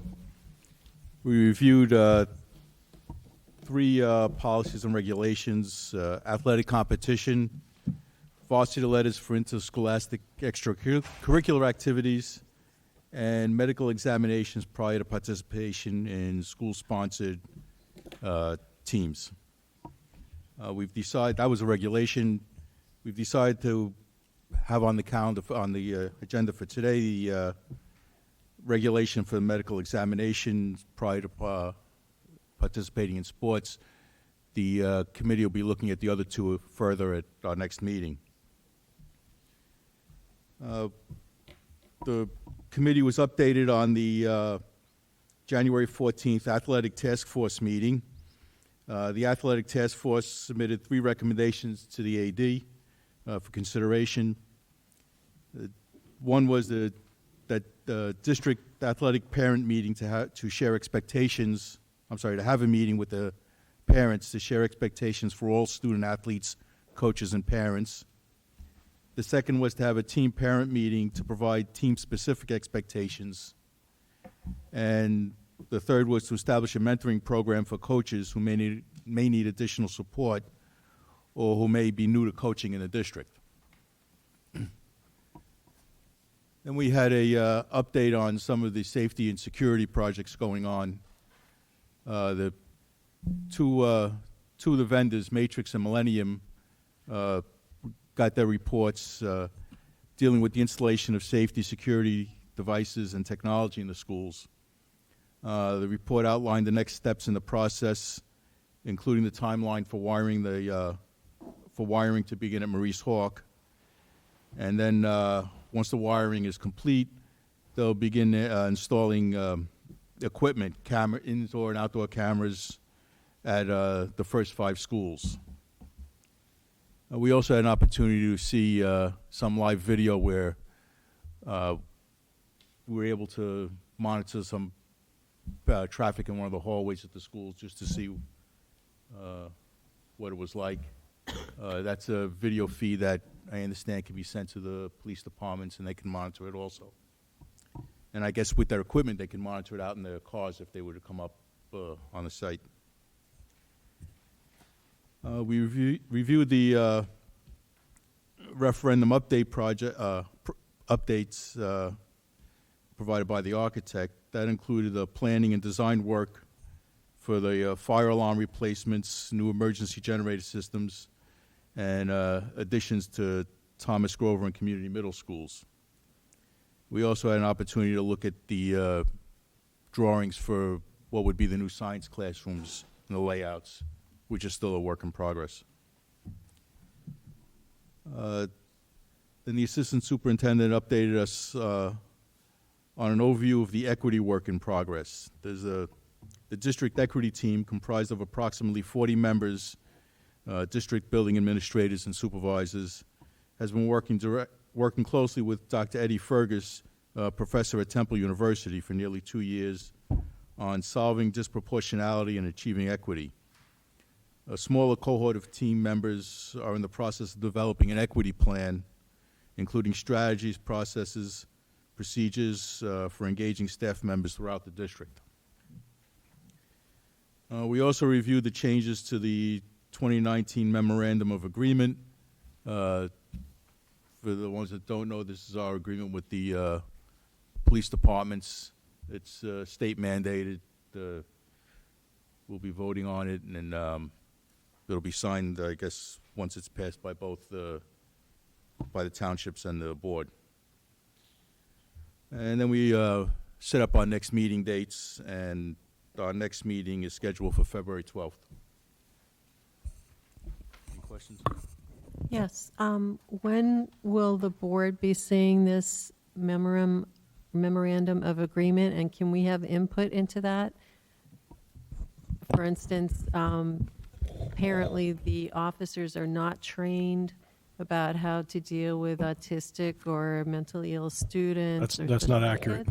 That's not accurate. And the memorandum of agreement is a document that's created by the Attorney General of New Jersey and signed by the Commissioner of Education for New Jersey. It's then passed down to the county offices. And in our case, we have to approve two, one for Mercer and one for Middlesex, right? And then we get no say or input. It's directed to us from the Attorney General and the Commissioner of Education. So we have no input into that at all? The only input we get is to update names in the document that are The blanks. only update, the only blanks that the district is allowed to insert is contact points. Who at the building, which law enforcement agency will be contacted. That's it. Okay, so how can the district tell the police that we would like to train the officers about what their appropriate behavior is in the schools as far as students go? I think we're talking about two different things. Right? Okay. The memorandum of agreement is specifically about the sharing relationship between agencies. Okay. It talks about should there have been a arrest of a student, of a staff member, should there be an incident of concern with DCP&P, Division of Child Protection and Permanency. Right? There's a requirement, a dual report requirement for the schools to the police as well as to DCP&P. If there is something regarding a terroristic threat, there's a responsibility. So this formalizes that responsibility.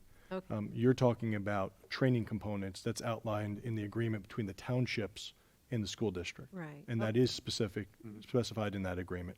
So it's two different documents. Okay, so in the agreement between the township and the school district, is that going to be reviewed every year? I seem to remember there's like a committee. There's an operation review committee that has met, that's comprised of township officials and law enforcement, as well as central office administration. And, and so that committee has met. With respect to, forgive me, Carol, you were...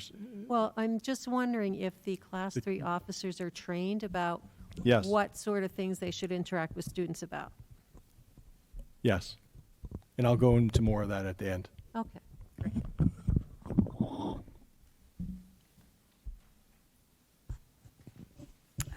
Next up is curriculum. Okay, the curriculum committee also met on Tuesday, January 15th. First, the committee reviewed the recommendations from both the external and internal Media Center program review reports. Summaries of both of these reports will be presented. They were presented at the January 29th board meeting. Next, the committee reviewed the updated requirements for CUSAC, which is the Quality Single Accountability Continuum. The content area supervisors will be working on all curriculum documents to ensure that they are in compliance with the New Jersey Department of Education requirements. This work will require an adoption of all curriculum documents in September. The committee recommends approval of an online district financial literacy course for the summer of 2019 at a cost of $350 per student. Upon successful completion, students will receive 2.5 credits. This is for high school level students. The committee recommends approval of the professional development consultant LifeForce USA to provide K through K-8 physical education teachers with CPR, AED, and first aid life and lifeguard recertification on February 15th of this year at a cost not to exceed $60 per teacher. And the committee also recommends approval of 2 professional development travel opportunities. The first for the Director of Technology, the Supervisor of Technology Training and Media Resources, and 4 teacher resource specialists to attend the ISTE Conference in Philadelphia, Pennsylvania in June at a cost not to exceed $600 per person plus mileage. The second, for one teacher to attend a one-week Teachers College Summer Institute at Columbia University in August at a cost of $850 per person plus travel. The Curriculum Committee also recommends approval of the Community Education Program for the spring and summer 2019 youth and adult offerings. And the committee also recommends approval for several overnight trips, field trips, as follows. For Community and Grover Middle Schools, the 8th grade German students will go to Washington, D.C. in May, and the cost of that trip is approximately $275 per student. Future Problem Solvers will go to the University of Massachusetts at Amherst, and that is in June, and the cost is about $1,500 per student. National History Day students to the University of Maryland in College Park in June. The cost of that trip is approximately $1,000 per student. For Grover Middle School, the 6th grade students will go to Timbertops Camp in Greeley, Pennsylvania for their outdoor education program in June. The cost of that trip is approximately $275 per student. For High School North, the Model Congress will go to Columbia University in February. The cost of that is $300 per student. At High School South, the Model UN will go to the Model UN competition at University of Pennsylvania later this week, where the cost of the trip is approximately $300 per student. The Junior Statesman of America will go to Spring State in Parsippany, New Jersey in April, and the cost is approximately $185 per student. And then for both high schools, the Future Problem Solvers will go to University of Massachusetts Amherst in June. The cost of that trip is $1,500 per student. And National History Day students to University of Maryland in College Park in June for cost of about $1,000 per student. Our committee will also meet on Tuesday, February 12th. Thank you. Are there any questions? Finance? Okay. The Finance Committee reviewed the agenda items for the January 29, 2019 board meeting and recommends their approval. The committee discussed several building maintenance projects. Admin shared with the committee that VCT flooring was installed in the High School South faculty room and the Wyckoff faculty room. Admin provided an update on the plumbing repair at Wyckoff, explaining that the plumbing work was completed during the break and the floor in the cafeteria and the hallway leading to the outside were excavated. The driveway was dug up and the tree next to the parking lot was removed. Advocates' December inspection was not ready for review and will be reviewed at the February committee meeting. Administration provided an update on construction projects. At Morris Hawk Elementary School, structural steel is being erected. At the Town Center, foundations are being created for structural steel. As for the referendum projects, design meetings have been taking place. The reports for the ASBO project award, Certificate of Excellence in Financial Reporting are being completed. However, we cannot submit until we receive information from the state for GASB 75 requirements. The 2019 to 2020 project progress is being reviewed in the Finance Department and the Curriculum Departments. Information for the building-based budgets went out on January 4th. The departments have until January 31st to complete their portion of the budget in the software program. Admin met to discuss summer facilities projects. An updated budget calendar was presented to the committee. There will be a BOE retreat on February 20th, 2019. Okay. Admin shared information regarding transportation fines which are levied regularly on the contractors for non-compliance with the contract specification. Most fines are for being late for lateness. Admin also shared information about food service, specifically that the Department of Agriculture's administrative review will take place the first week in February. Okay, the committee reviewed and agreed to the following schedule for the future 2019 committee meeting. And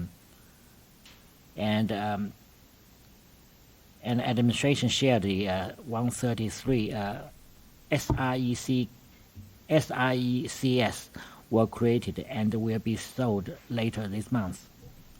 The local government energy audit was presented to the administration by TRC, the auditing firm for the state. The commissioner of the BPU was present along with the ESIP coordinator for the BPU. Energy Savings Improvement Program.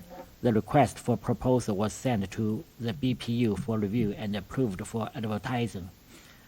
It has been advertised and there is a mandatory meeting on January 24th, 2019 for potential vendors. Final proposals are due February 27th. Thank you. Thank you. Are there any questions? Time to move on to the voting portion of our meeting. We'll start with administration items 1 through 4. Can I get a motion on that? Martin and Isaac. Okay, we'll start with Mr. Flores. Yes. Ms. Hertz. Yes. Ms. Ho. Yes. Ms. Krug. Yes. Mr. Whitfield. Yes. Mr. Zhang. Yes. Ms. Juliana. Yes. Mr. Chang. Yes. Sorry. Ms. Case. Yes. Can I get a motion on curriculum items 1 through 5? Dana and Carol? Any questions or comments? Okay, we'll start with Ms. Hertz. Yes. Ms. Ho. Yes. Ms. Krug. Yes. Mr. Whitfield. Yes. Mr. Zhang. Yes. Mr. Chang. Yes.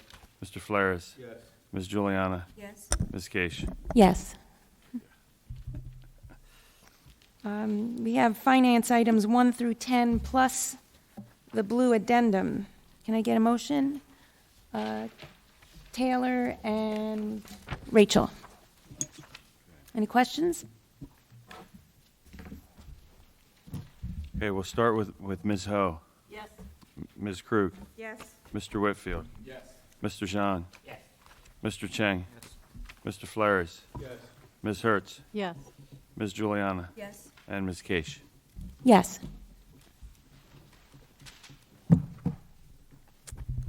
We have two personnel items, plus we have 4 addendums, the green, yellow, pink, and purple.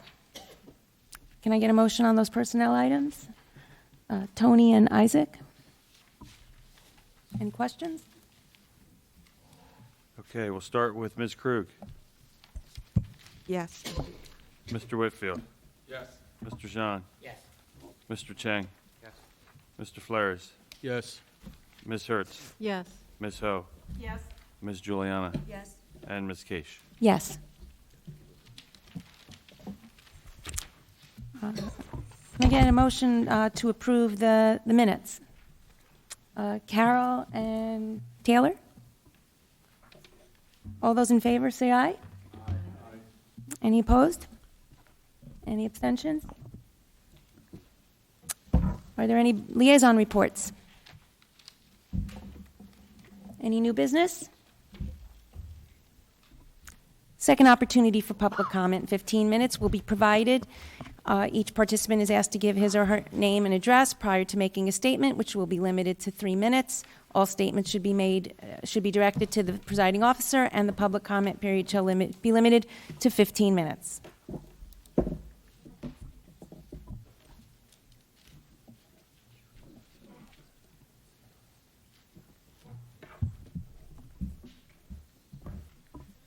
Veronica Mina, 41 Galston Drive. Mr. Article, this is the document that it says Special Law Enforcement Officer Class 3 Agency Training. This came from the West Windsor Department, Police Department. I operate. You know, I am the Queen of Operas. It says, The trainee will identify the agency policy regarding handcuffing juveniles. It says, we have a sincere commitment to serve our culturally, racially, and religiously diverse community. I guess that is the unconscious bias training.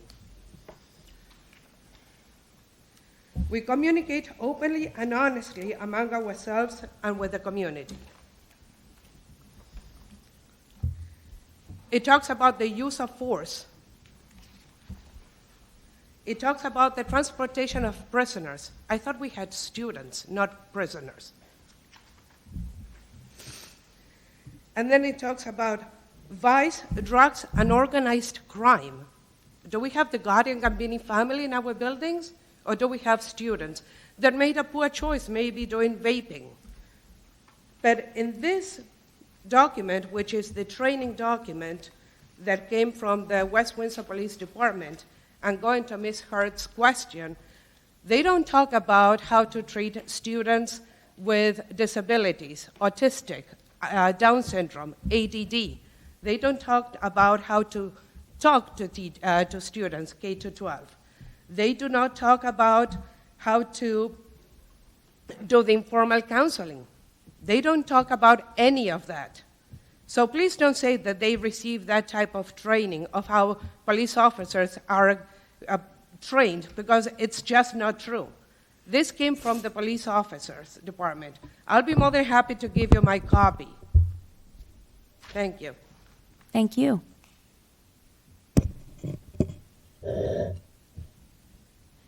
Still open mic. Anyone else? Would you like Mr. Arnold? No. It's Dr. Adderhold. It's Dr. Adderhold. Is a litigator, I know. Okay.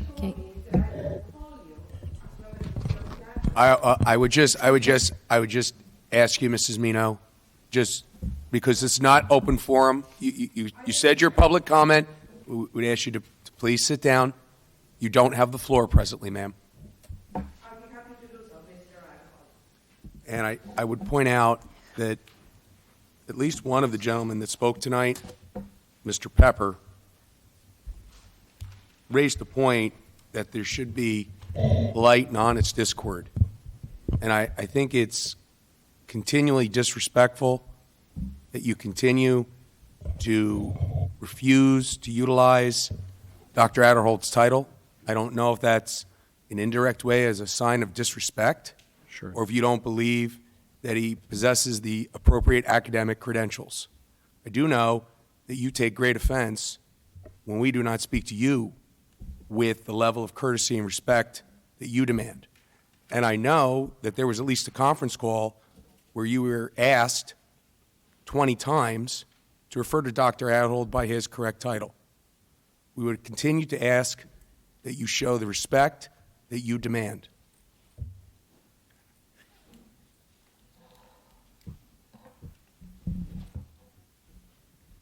Have a good evening. So to answer some of the points that were raised tonight, Ms. Horton, I appreciate you staying for this. And Bruce.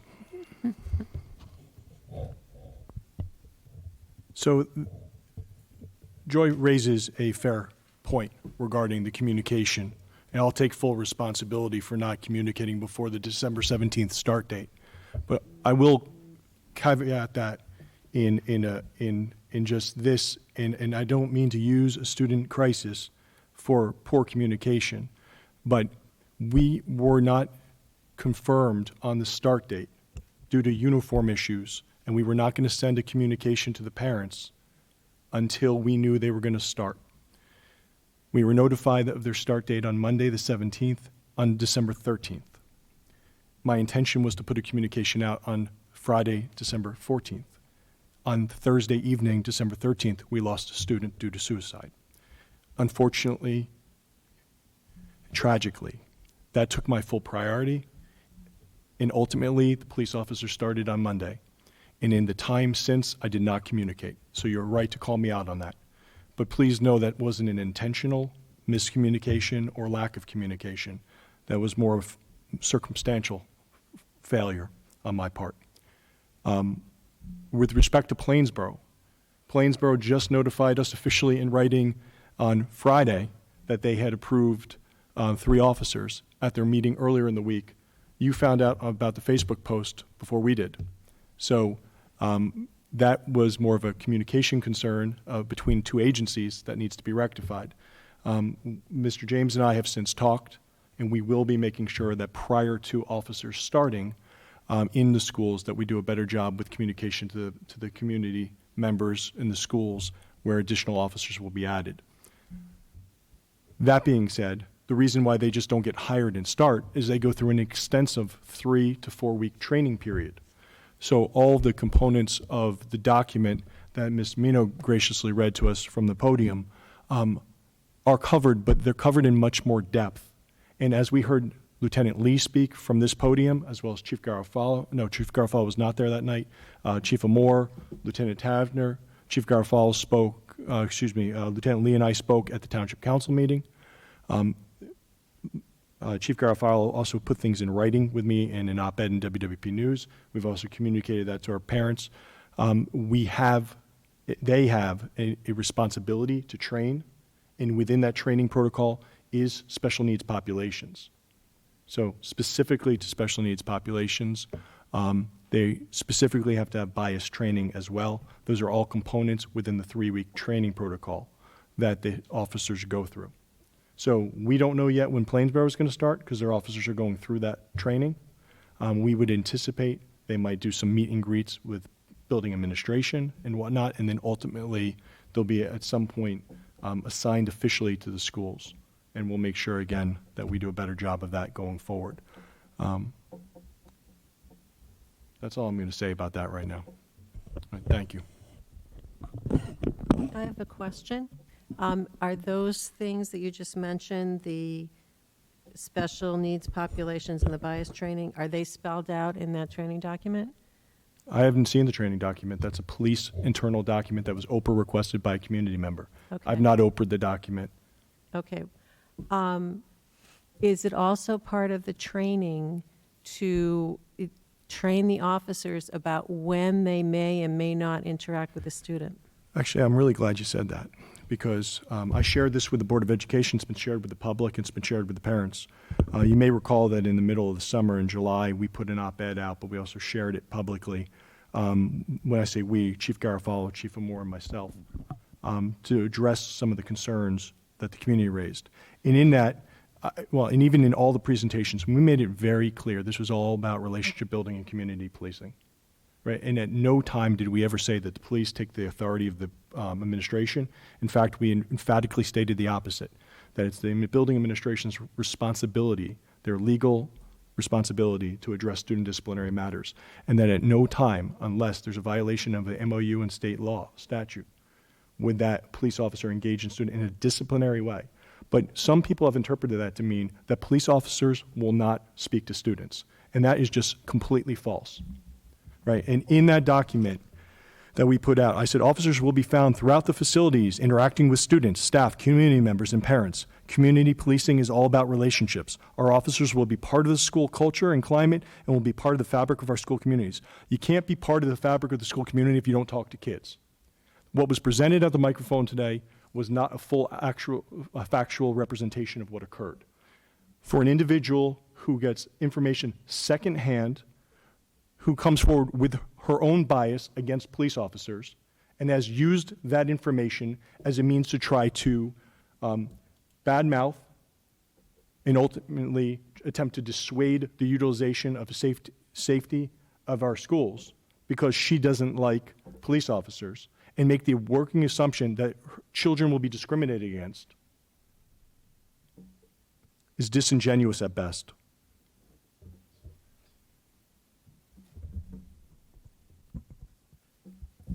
I can't imagine anyone working in a public school that goes to work or gets hired to work with children that goes with the idea that we're going to go discriminate against children.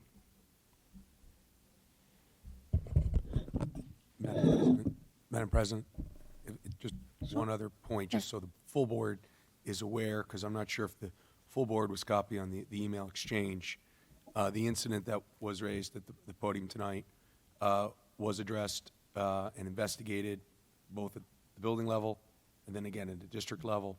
The results of that investigation were then shared prior to tonight's comments with Mrs. Mino in writing, I believe twice by the building principal, and then again by Dr. Adderhold in writing. So it was not something that was ignored. So the board is aware.